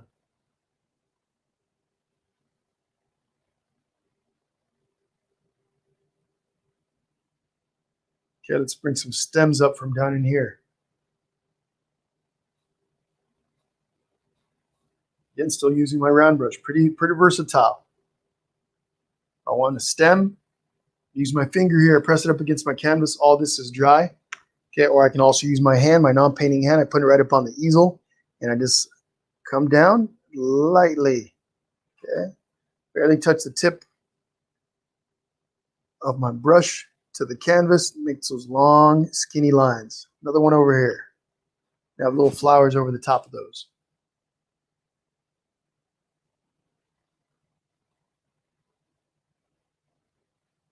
Different directions.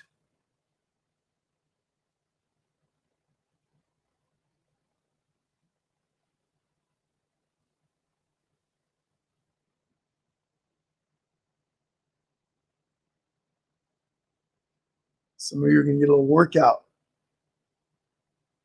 with this. If you're not used to holding your brush up like this, you might get a little tired. It's okay. Okay. I'm going to take my little Filbert brush. Okay, this guy right here, one with the rounded top. Just going to grab, just going to show you different brushes do similar things. I'm going to press my brush up against the plate. Okay, and I'm going to go like this. Using the very edge of the skinny edge. Whoops, picked up some of that yellow. Using the edge of the brush. If I use the skinny side of it, make really thin lines. If I use the broad side, make different thickness. Leaves in different thickness. It's all about layering.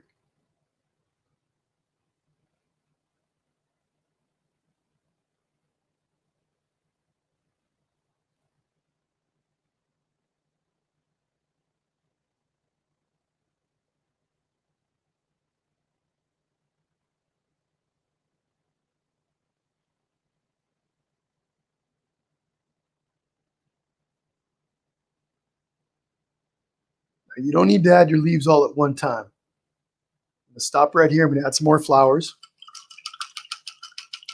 What's happening, Annie? How are you?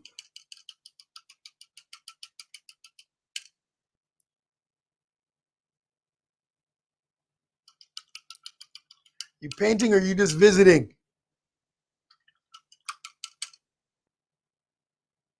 Okay.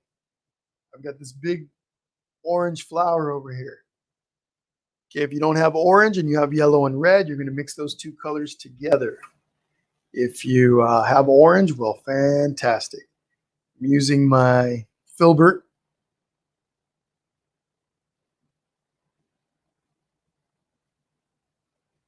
Mixing a little bit of yellow and a little bit of red.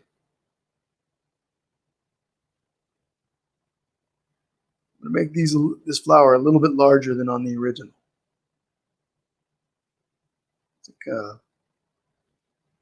These are pointy flowers or pointy petals. Using the edge of my Filbert, I'm going to come across, and I'm going to go like this. Press down. As I get to the point of my petal, I pull the brush away. Now, what I'm doing right now, the color that I'm adding at the moment is blending in to the color in the background, the green. That's okay. For this step, this is the first layer of this. I'll come back and add a second layer later. Trying to keep from blocking the camera while doing this, and that's making it a little tricky.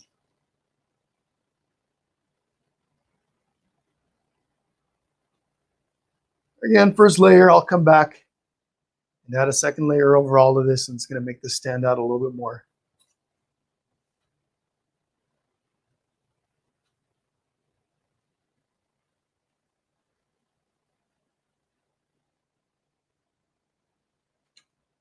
Okay. If you need a smaller flower, switch to a smaller brush. I'm going to grab my little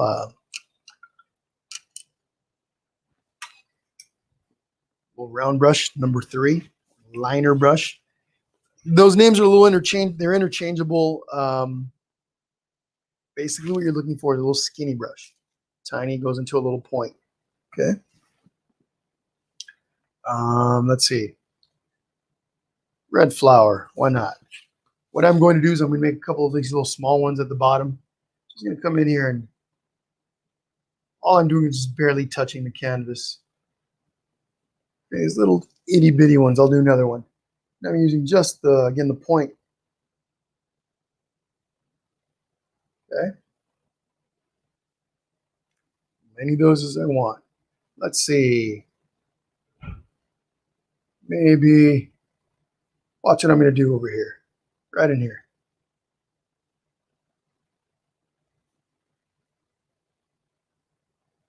Maybe that's the beginning of a tulip. Same brush, just cleaning it up a little. swirling around my water cup. I want to take some green, just dipping the brush in the green. I'm going to come around.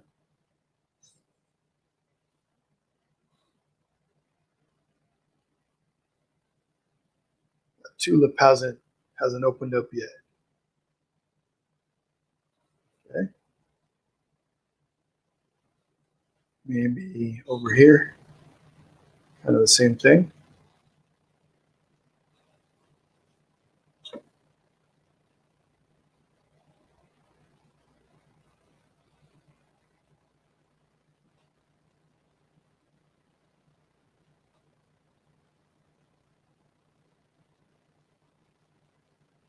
Because these flowers are so small in my painting, they don't need a lot of detail.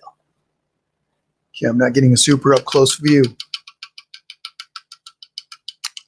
Let's see, do you know where we can purchase the circle border contact paper? Do you mean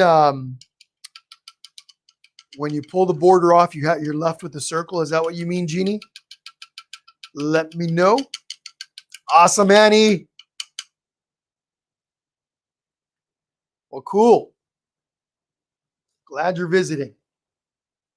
Okay, while all this is drying, I'm going to take a little bit of brown. Let's see if I've got any brown that's still wet on my plate over here. I do not. So let me grab some more.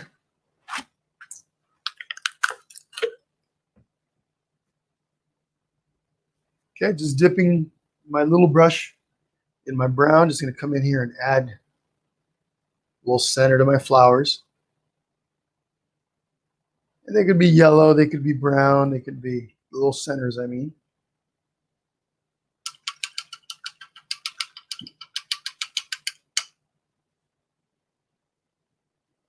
Okay. So I've got purple flowers, I've got white flowers. I know I talked about making a calla lily flower, so maybe we'll do that. Let me find a good picture of one. Like I said, it'll be the first time me drawing one. So. There we go. Okay. So I'm going to have a little calla lily right, maybe right here. Yeah, why not? Why not? I think it's a good spot for it. So I'm going to start with white.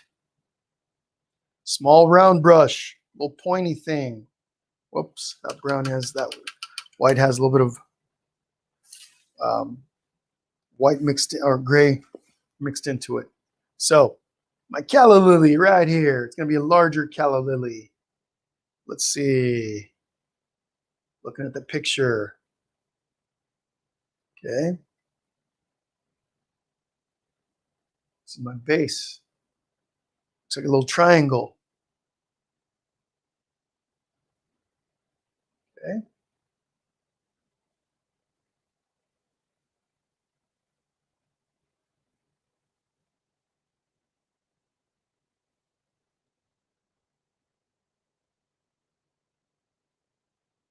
You have to give it a bigger stem in a little bit. Right here at the top, let's see.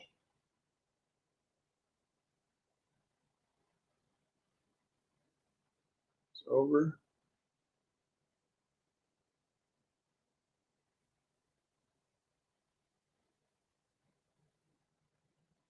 Still using my round brush to draw it.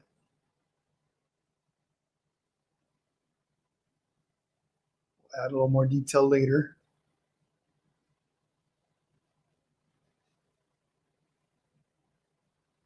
That's the base.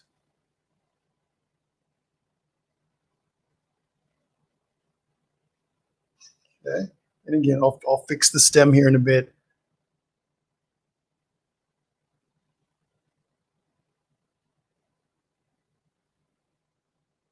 Okay.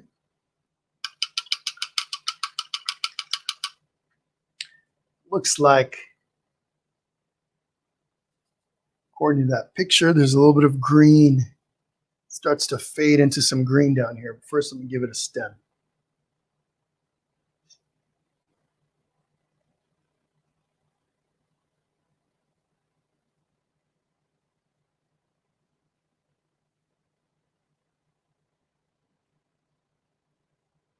Okay.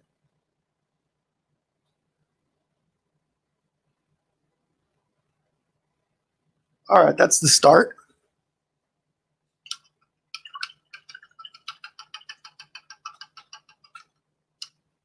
We'll let that dry a bit before we come back and add more.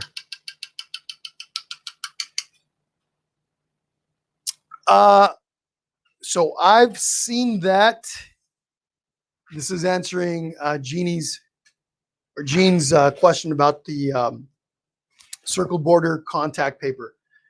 You can get that. I've seen that at Blix online. Blix has it. I've also seen it. I believe Doris also has it. So if you go to blix.com, I think it's blix.com or blixart.com, BLICKS, and or Darice, DARICE. I've seen it there. Okay, if anybody else knows where she might be able to get that, please put it in the comments section. I haven't used that very often, but it sometimes comes in handy. So, but that's where I've seen it. Okay. All right. Let's see. I'm going to make another Calla Lily. I'm going to start with the base. Again, no detail yet, just the base. Let's see. Maybe right over. Maybe right here. Let's see. Which one should I pick? Right here.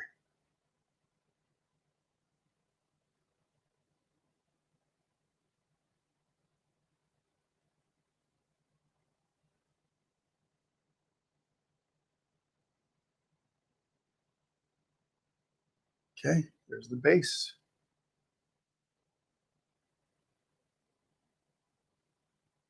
All right, let's continue. Let's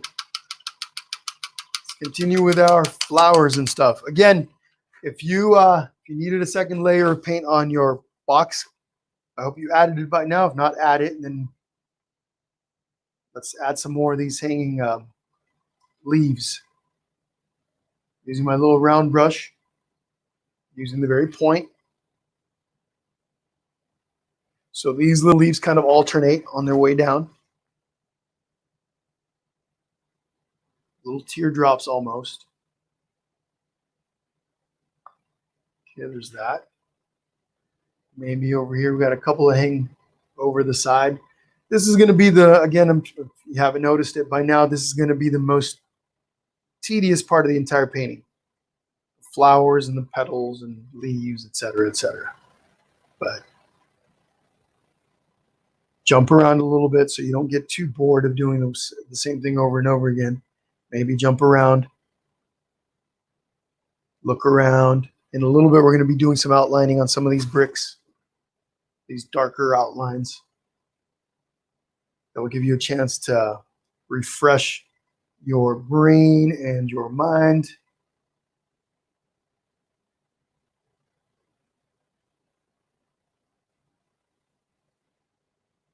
So I've got some purple flowers in mind. I'm going to add those in just a moment. If you don't have purple, but you have red and blue, you mix those two and you're going to get a purple. If you want to lighten it up, then you add a little bit of white.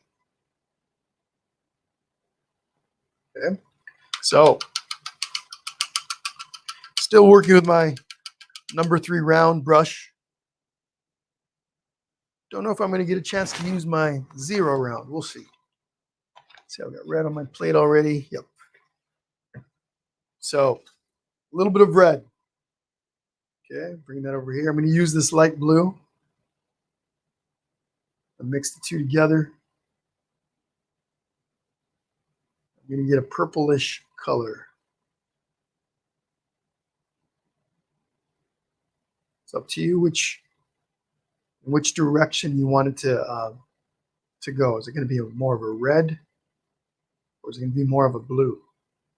But again, still using my little round brush. I'm going to make these little guys. Grab so right across here. It's going to alternate.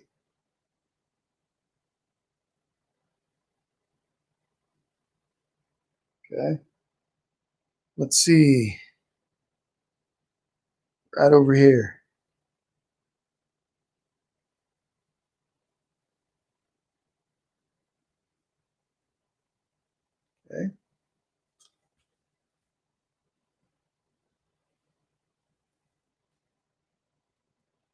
Petal one.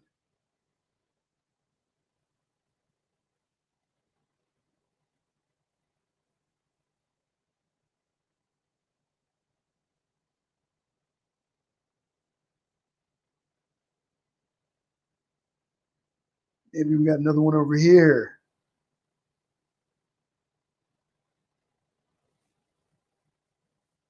Okay.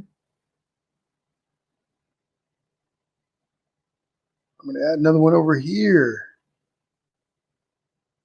So that one I can only see the side. I can only see the side of my flower on that one.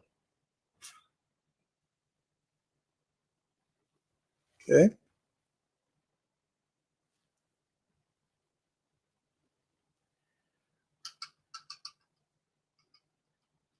Some more white flowers.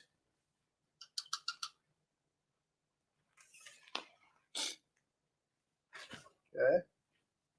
Let's see. Down in here. These look almost like just little dots. And we are going to have little dots in here as well. So if you're using a round brush, you want to spin it against your palette. Spin it, makes that point nice and skinny, pointy. Whoops, just drop my brush. Now I'm just going to come in here and when I dropped it, I lost all my paint. Little tiny flowers peeking out between your petals and stuff. Maybe this is like baby's breath.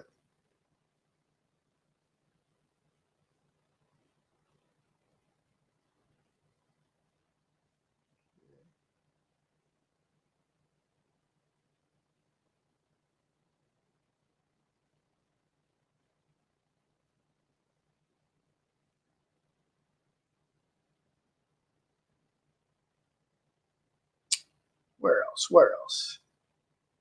Here we've got another kind of like a daisy. Okay.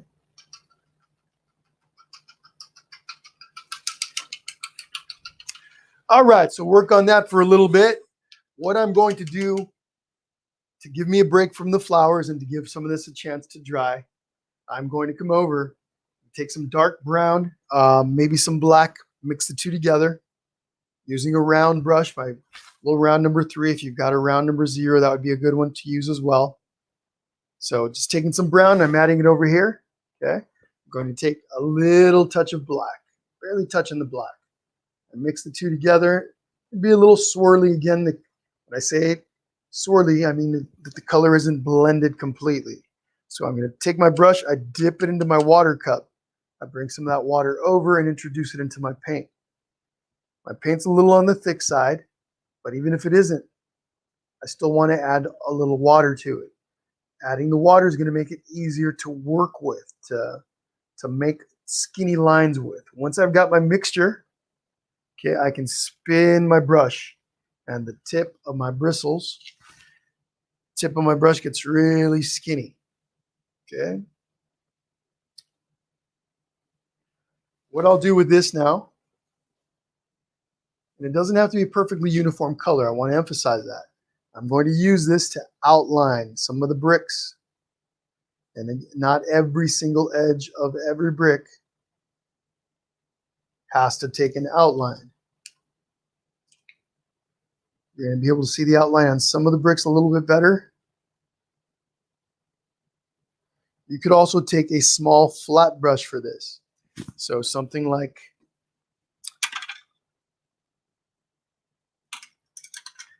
this one. We were using it earlier.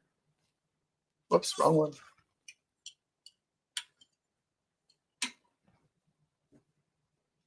Like this little guy here. Okay, you could also use that by flattening it up, flattening against your paint. Now you can use this. Might be a little easier for some of you. And you're just lightly going around the edges of your bricks, and you're touching some of them. You don't have to do this on every single part of every brick. Just adding a little bit of this detail around some of the bricks makes a really big difference, makes some of them stand out more than others. Okay, so you guys see what I'm doing there. Now I'm going to continue using my flat brush. I like the way this feels better. A little more of a straight line. If I don't want to paint with the flat part, I can use one of the corners. I can take the corner of the brush and do this. Okay, especially when I'm doing the edges that are slightly curved. Let me give you a close-up of that. So what I mean by that is, as I'm going across, let's say that I'm doing this, I'm just barely touching my canvas there. As I get to the corner over here, I'll turn it and I'll just come in with the corner instead.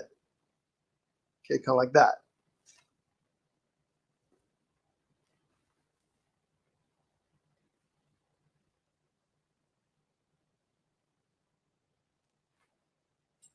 And so pick your spots. Go throughout and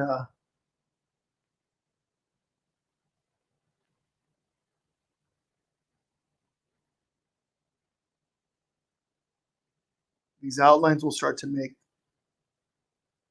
your bricks pop. And again, remember, you don't have to outline every single brick. You don't have to outline the entire edge of every brick. Just some of the edges, like let's say, for example, in between these two bricks, I'm just going to come across. I can stop right there. And use my finger to kind of lighten some of the paint a bit. But you go through that, through your bricks, right? And again, you're just kind of selectively, maybe it's more of a random selection for you, but just go through and outline here and there. And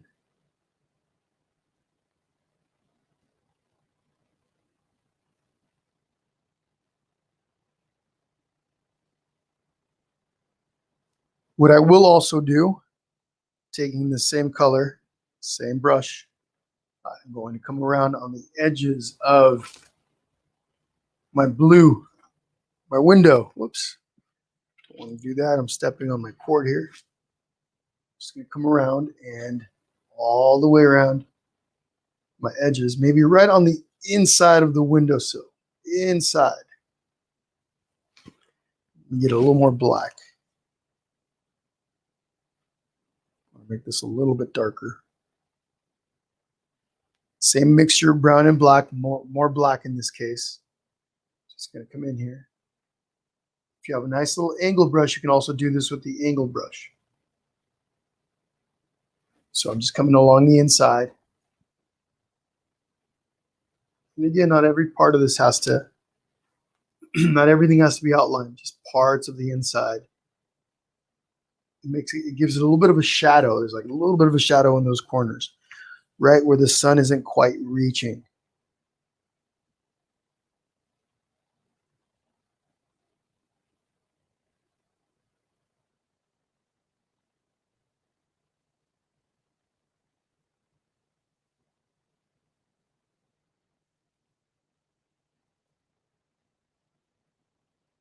Again, using my finger, put my finger right up against the canvas.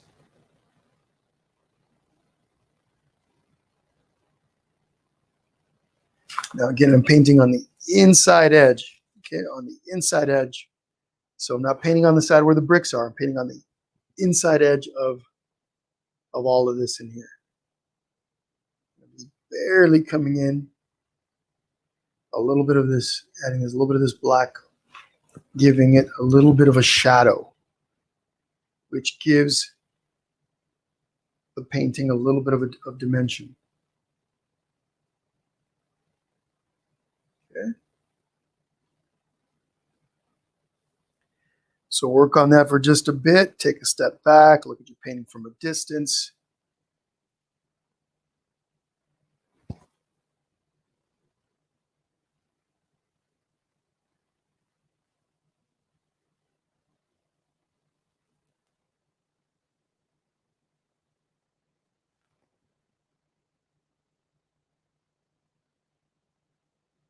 Right. All right. Things are coming along. Let's take a look at your comments, see if anybody has anything. Okay. So we're getting close. We're getting close to our finished product. Keep working on this. In a moment, probably by the next step, we're going to be finishing up our flowers. And then just maybe some minor touch-ups, and we're good.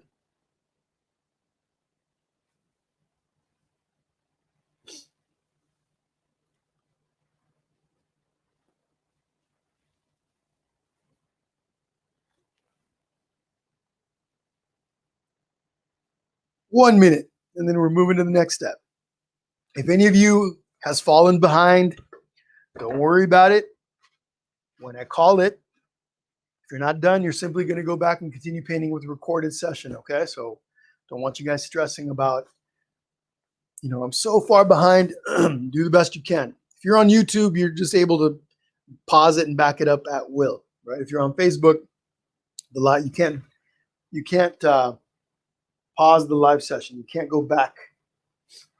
Maybe someday they'll fix that. But for now, just know that on YouTube you can do it. On Facebook you cannot. Okay, but all right, let's continue with our flowers. I'm going to add more density, more leaves. As we were working on that other stuff, this part was drying. The leaves were drying right where what we did to our little flower box is all drying. And I'm going to go back to my number 3 round. Actually, this is more like a number 4 round. Okay, somewhere in between. Now, sizes, what you'll find across brands, and this doesn't help those of you that are newer to painting, across brands and stuff. A number 3 round may be larger than number 4 round in a different brand. It's like there's no universal set. They're close. You're not going to get a huge disparity, but there are some discrepancies in sizes between brands, across brands. So just taking my round brush here, I'm going to add more density to my leaves, and I do that by overlapping. I'm overlapping, but I'm also trying to get some of these little spots where there's no leaf. I can see the dark color, or the original green color, I should say, that I laid down right when we started. So I'm just going to go through here and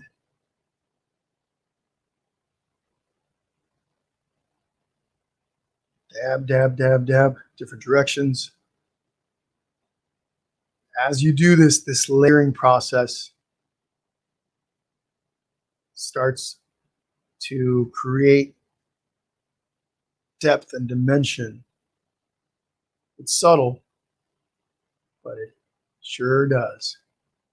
Make sure you're changing up your green a little bit. Use lighter green for a little while, then go to a darker green for a little while.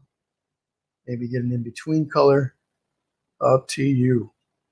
It's the variation in color that's going to give you that dimension, density.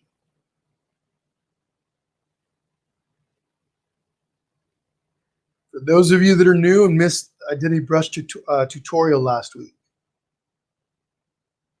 Maybe go take a look at that. Video is still available, both Facebook and YouTube.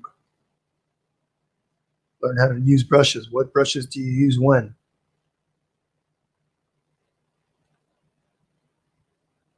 There we go.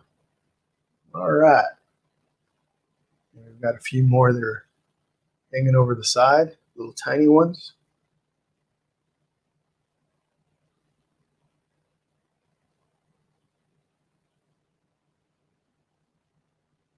All right. Absolutely, Sharon. Actually, let me go ahead. Do you want a close-up of the original, or do you want the close-up of this one here?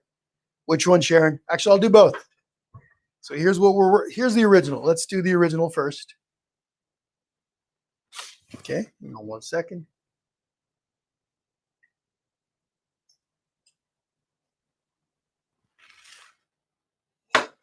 Okay, so here's the original. Now I have some glitter in there. I'm not sure if you can see it, but I do have some glitter on here. If there's time here at the very end, we're gonna add a little bit of glitter for those of you who'd like to see that. Okay, and we're almost there. Right, we're almost to that point. And then here's what we got going on the new one. Okay, we're getting there. It's density, it's overlapping, making sure you're using different shades of that green. You could, like here, I would come in here and do another layer of paint. I will do that in just a bit so they stand out more against the brown in the background. Okay. And again, because the flowers are so far away, you don't need a whole lot of detail. But I'm going to go ahead and touch this one up, clean it up a little. And I'm going to use my small number 3 round brush. Okay, and just going to grab some red and some yellow, mix the two together to create that orange. I need to grab more yellow. Sure do.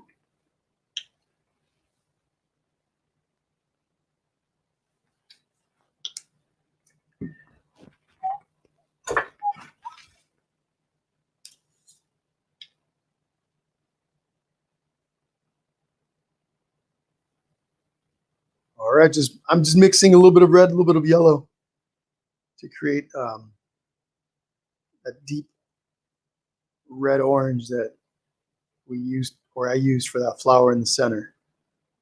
So, little brush is going to come in here. Now I'm refining.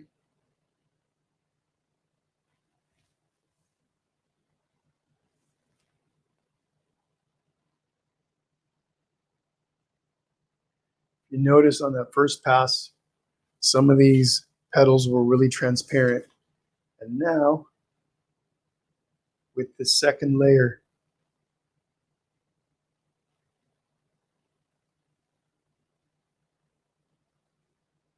getting brighter, okay, deeper. I'm going to do the same thing with the yellow ones here. Those of you that have been painting a while, now you guys get it, right? The layering part of, especially with acrylic paint, the layering part of the process is what makes the paint, makes anything stand out. First layers are typically transparent. Often what you're doing requires a third and sometimes fourth layer. Sometimes 2 layers do it. It really depends on what you're looking for. Sometimes 1 layer does it, but usually that first layer is transparent.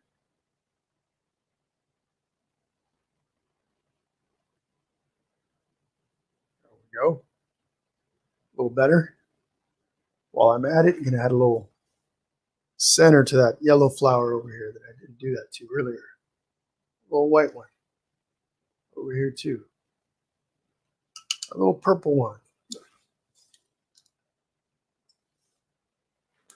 Right there.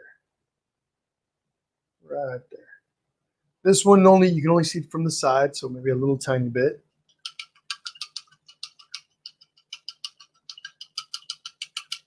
You got it, Sharon. My pleasure. A little bit of white, same brush. I'm just going to come in here and add another layer over these white flowers, make them stand out a little more. I'm going to be doing a flower tutorial, not just on the roses. We're doing a rose tutorial here pretty soon, right? For those of you that are going to join me on the umbrella painting in next week, or either next week or the week after that. But we're doing a rose tutorial. But eventually, not too far in the future, I'm going to do a flower tutorial where we do all sorts of different types of flowers. Can't do every single flower, but different types of flowers. All right, let's go back to my Calla Lilies. Add a little detail there. Okay, let's see. Right over here. It's going to add more white to this one. This one has kind of a side view. Not kind of. It has a side view. In the picture, I think I picked the wrong picture for this, and that's okay. I'm going to give it a little bit. I want to be able to see a little, I think it's called the pistil, little thing in the center that pops out. The way this one's standing, you can't see that as much. On this one though, you'll be able to see it for sure. All right, did I lose my flower? Where'd you go? Where'd you go?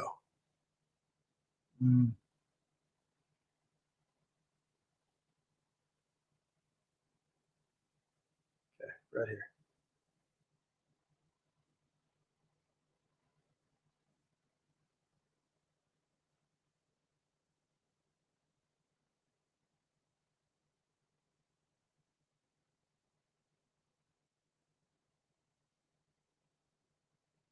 Okay, I'm not trying to add too much detail to these.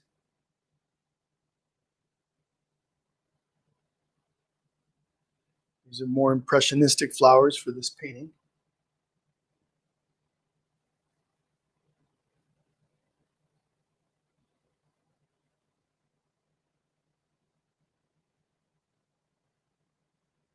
Let's see.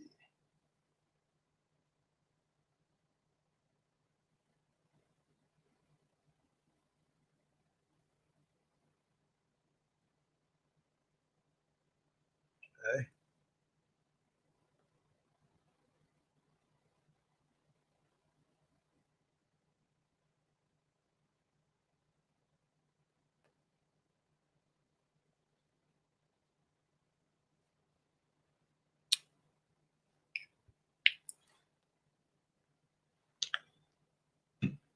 Take a little bit of yellow right up here in the middle. Barely see a little bit of this green part peeking through.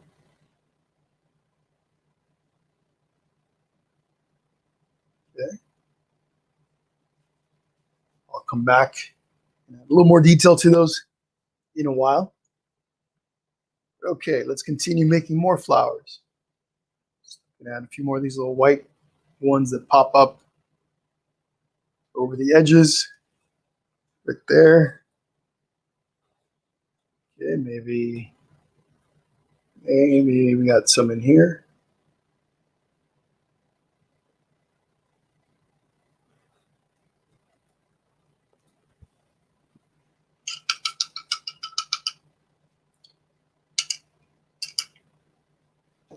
Back to my round brush. More density in leaves.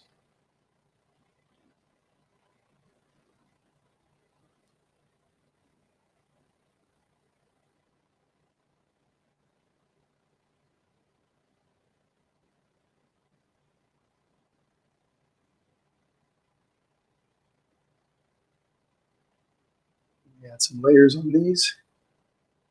Second layer.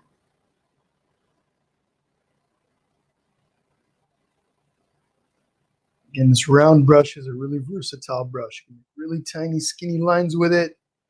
By changing the pressure, you can make leaves like this. So you can make stems with it. You can make petals with it.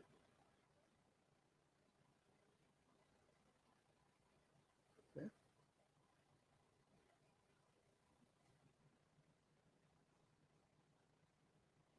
All right.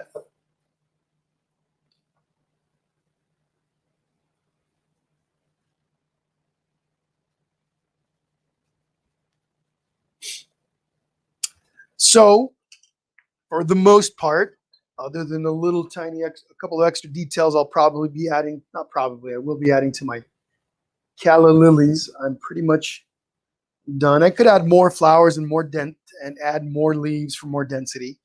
I'm going to let this dry a little bit, maybe about 5 minutes. I have my blow dryer here. I may use that to dry it, and then I'm going to add some glitter over some of this stuff for those of you that would like. Again, I'm talking about my flowers in here, my flower box. What I am going to do next is take some of my white, just basic white. Again, just for those of you that are interested in knowing which white I'm using today, it's this Delta Creative Ceramcoat White. Really flowy paint, has a nice finish to it.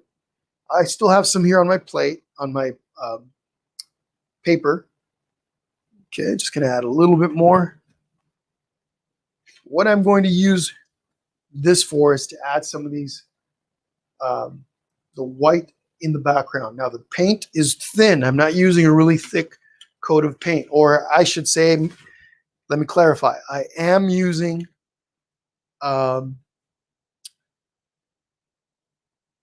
different levels of thickness for that background paint. So I vary it a little bit, okay? So using my big bright brush, okay, again, this one has the softer bristles. They're not as stiff or rigid as, let's say, for example, this one here. This is really stiff bristles in comparison. Different brushes, different uses. Okay, as you go along your painting journey, you're going to find your set of brushes, the types that you like to use. Okay, this one is an in-between. This golden Taklon synthetic bristle brush that I've got here. I know it doesn't look very golden because I got some blue in it, but this is an in-between. Really nice brush also. Really nice bristle type. This one is a little bit softer. Okay, no right or wrong. A lot of it is about preference. Okay, so just gonna grab some paint, just dipping my brush right into my paint. What I'm going to do here, it just depends. There's a randomness to this. Just gonna take my paint and add some white to some of these parts, so to different parts of my wall.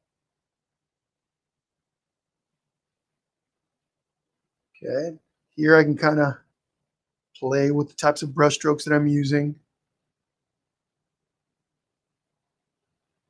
Thin, thick, a little bit of a variety. So here I'm using the very, very tip of the bristles to spread some of that paint that I just added a moment ago. Whoops, I accidentally just put some over that brick, but that works. Happy accidents. Happy little accidents, as Bob Ross would say. Watch how I'm holding the brush. I'm not up here like this. Okay, that's a little more rigid. Don't need that kind of detail right now. Just going through here.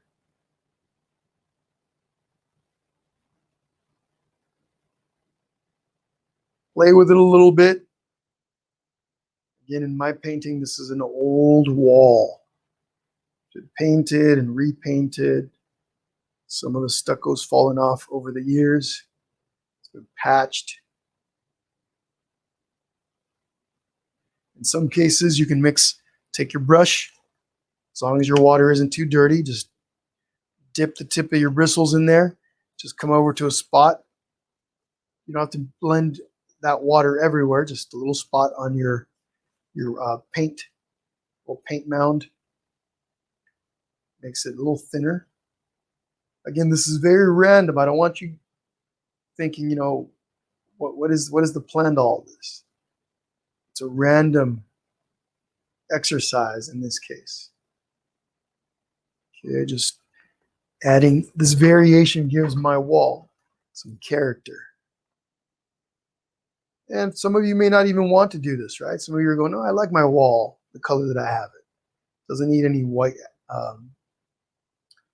white detail anywhere." And that's perfectly fine, as long as you're happy with it. Thin, thick, spread a little bit. If you come over and do this, take a little step back, look at it, and go, "Is that good? Yeah, I like it." Move on to the next step, next spot. Now, whatever white paint you've got will work for this. Just it's not, the one that I show you there isn't anything super special about it. It's just a really nice flowy paint. If your paint is thicker, you could make it a little flowy by adding some water to it. A little bit of water goes a long way. Just don't make it runny. Okay, not for this. Nice and easy. Now, some of you that painted your edges, you might want to take some of this and do it around your sides. I'm not going to do it. No big deal. Okay, dip in my water cup, bring some of that over, right over my paint. I'm scooping it up. Okay, and again, just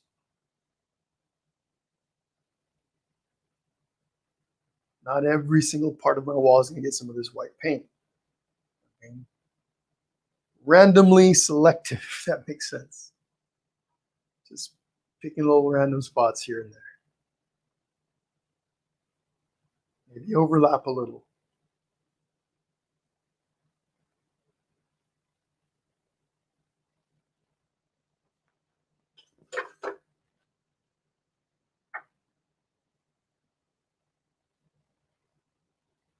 All right. Again, take a little step back. Look at your piece from a distance. How does it look? Okay. What's happening, Alona?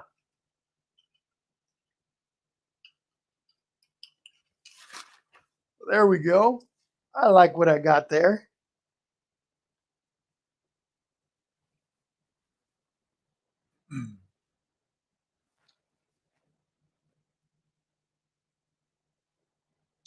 It is 5:25. We've been painting for almost 2.5 hours now. So what I'm going to do is I'm simply going to take a look at my Calla Lilies really quickly. Again, I'm not really stressing about adding detail to them. You're viewing these flowers from a distance. But if I was going to add a little bit of detail, just to make them look like a little bit more like Calla, give them a little more dimension. Let's put it that way. Just gonna grab a little bit of gray.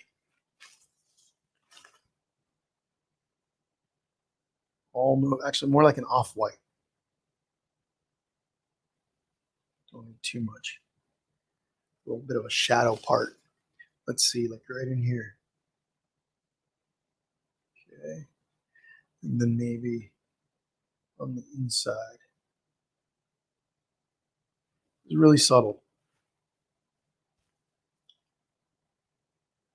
Using my small round brush and then maybe right around that little yellow center. A little bit of shadow. Same thing over here. Right around the edges on the inside of this bowl. Right, it looks like a bowl.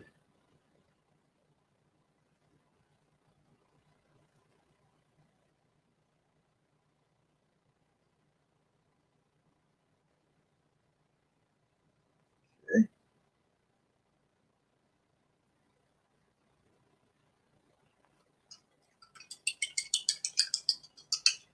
Gonna give this one a little stem, so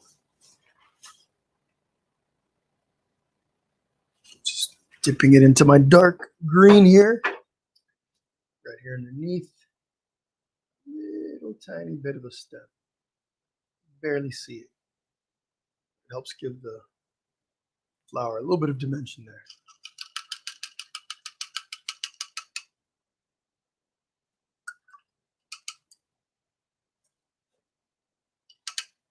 Now I'm going to take more white, just white, and right here across the top.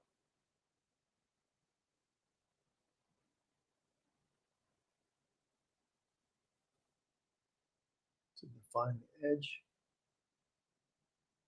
a little bit here.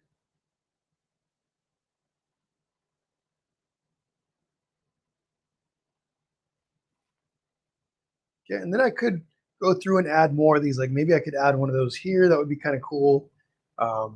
Maybe one over here, one over there. I could really start to fill this up with Calla Lilies, right? Some there you can see more on the side like this, some that are a little more open.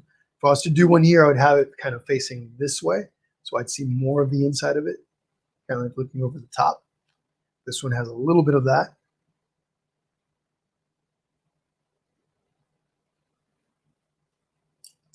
But all right. Who wants to see a little bit of glitter?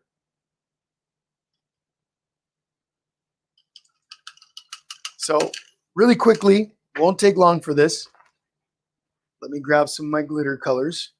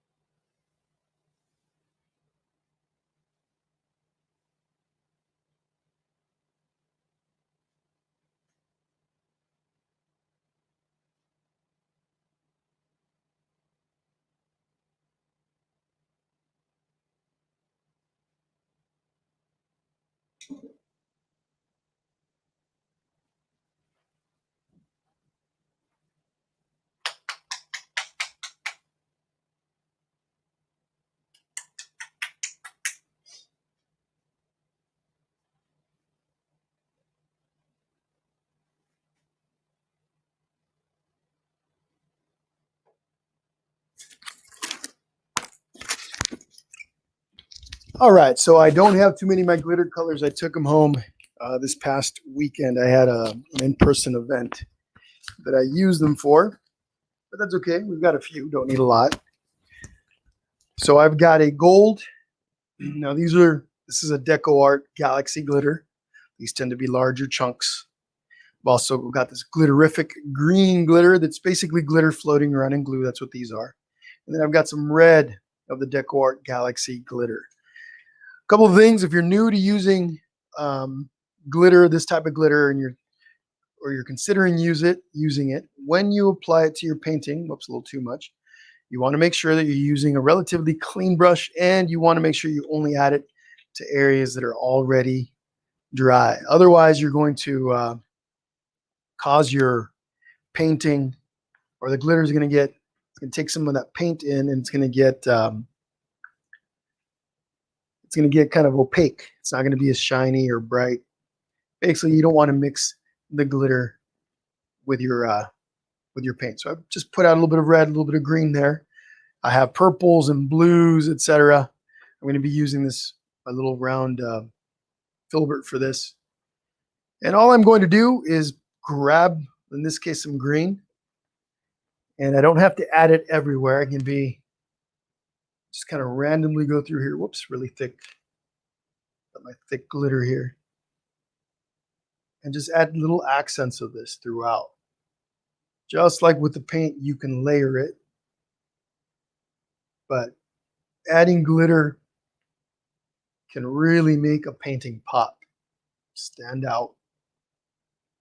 You just pick your spots, just like I said, you pick your sections that you want some of this to be added on, or the areas that you want to stand out.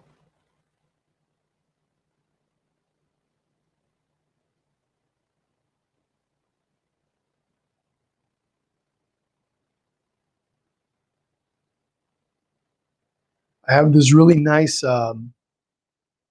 pearl glitter, crystal glitter. I don't have it here with me, but I would use that around the lilies. That would be really nice for the lilies. So anyhow, you just go through and you add this wherever you want. The gold I could use on my yellow flowers. The red, of course, would go. I could put it right over the orange and on the. So just scooped up some red right here. Okay.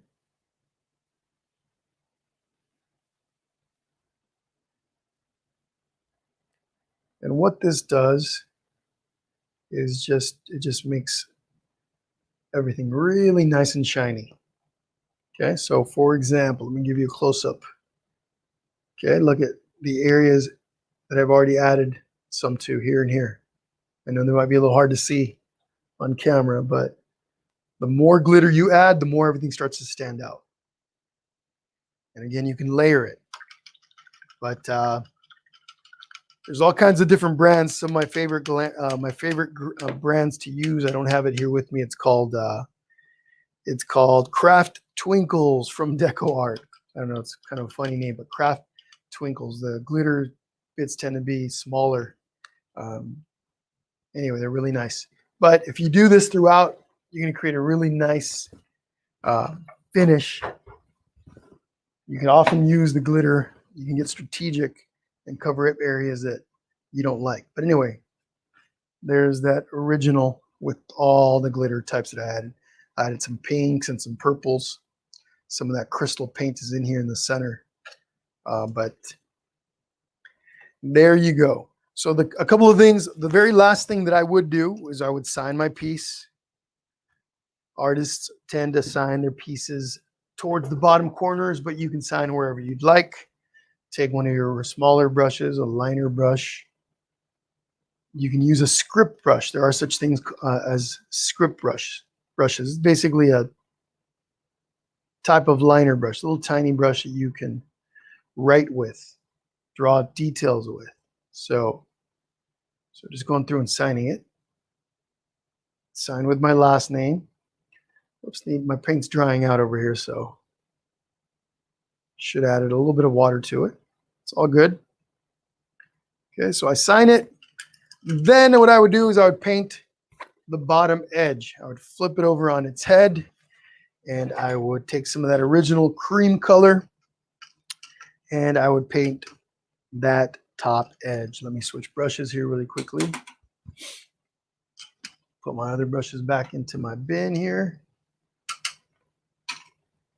Okay, so still got some of this paint on my palette here. I'm just going to paint across the top. And again, the reason why I'm doing this last is because I'm painting on an easel, and if I paint this at the beginning, it will glue my easel to the canvas to the easel, and that's no fun. It can be a pain to remove. Okay, but anyway, folks, there you have it. That is our session for today. Hopefully you all enjoyed the process. I know sometimes it can be a long process requiring patience and stuff like that, right? Lots of patience, lots of steps. If you're newer to painting, hopefully today was not your very, very first time, because you might have been a little frustrating, but frustration is part of the process. You want to minimize it as much as you can. You want to relax while you're painting. You want to enjoy the process. As I mentioned, the right tools make a really big difference, even as a beginner. You want to experiment a little bit, but you want to start with some decent brushes, decent paint to eliminate a lot of the frustration, okay?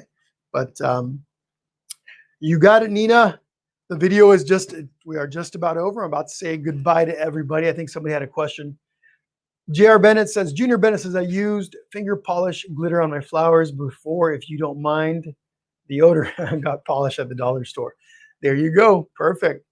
Don't forget, everyone, please send me pictures of your masterpieces. I would love to see them.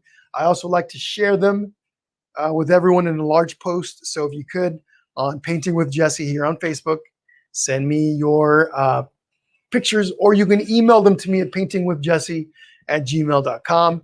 Again, don't forget, if you're new to the page, please like and follow, whether you're on Facebook and on YouTube. If you're on YouTube, please leave a comment. Helps the algorithm. Okay, it helps gain attention, and that's all fantastic.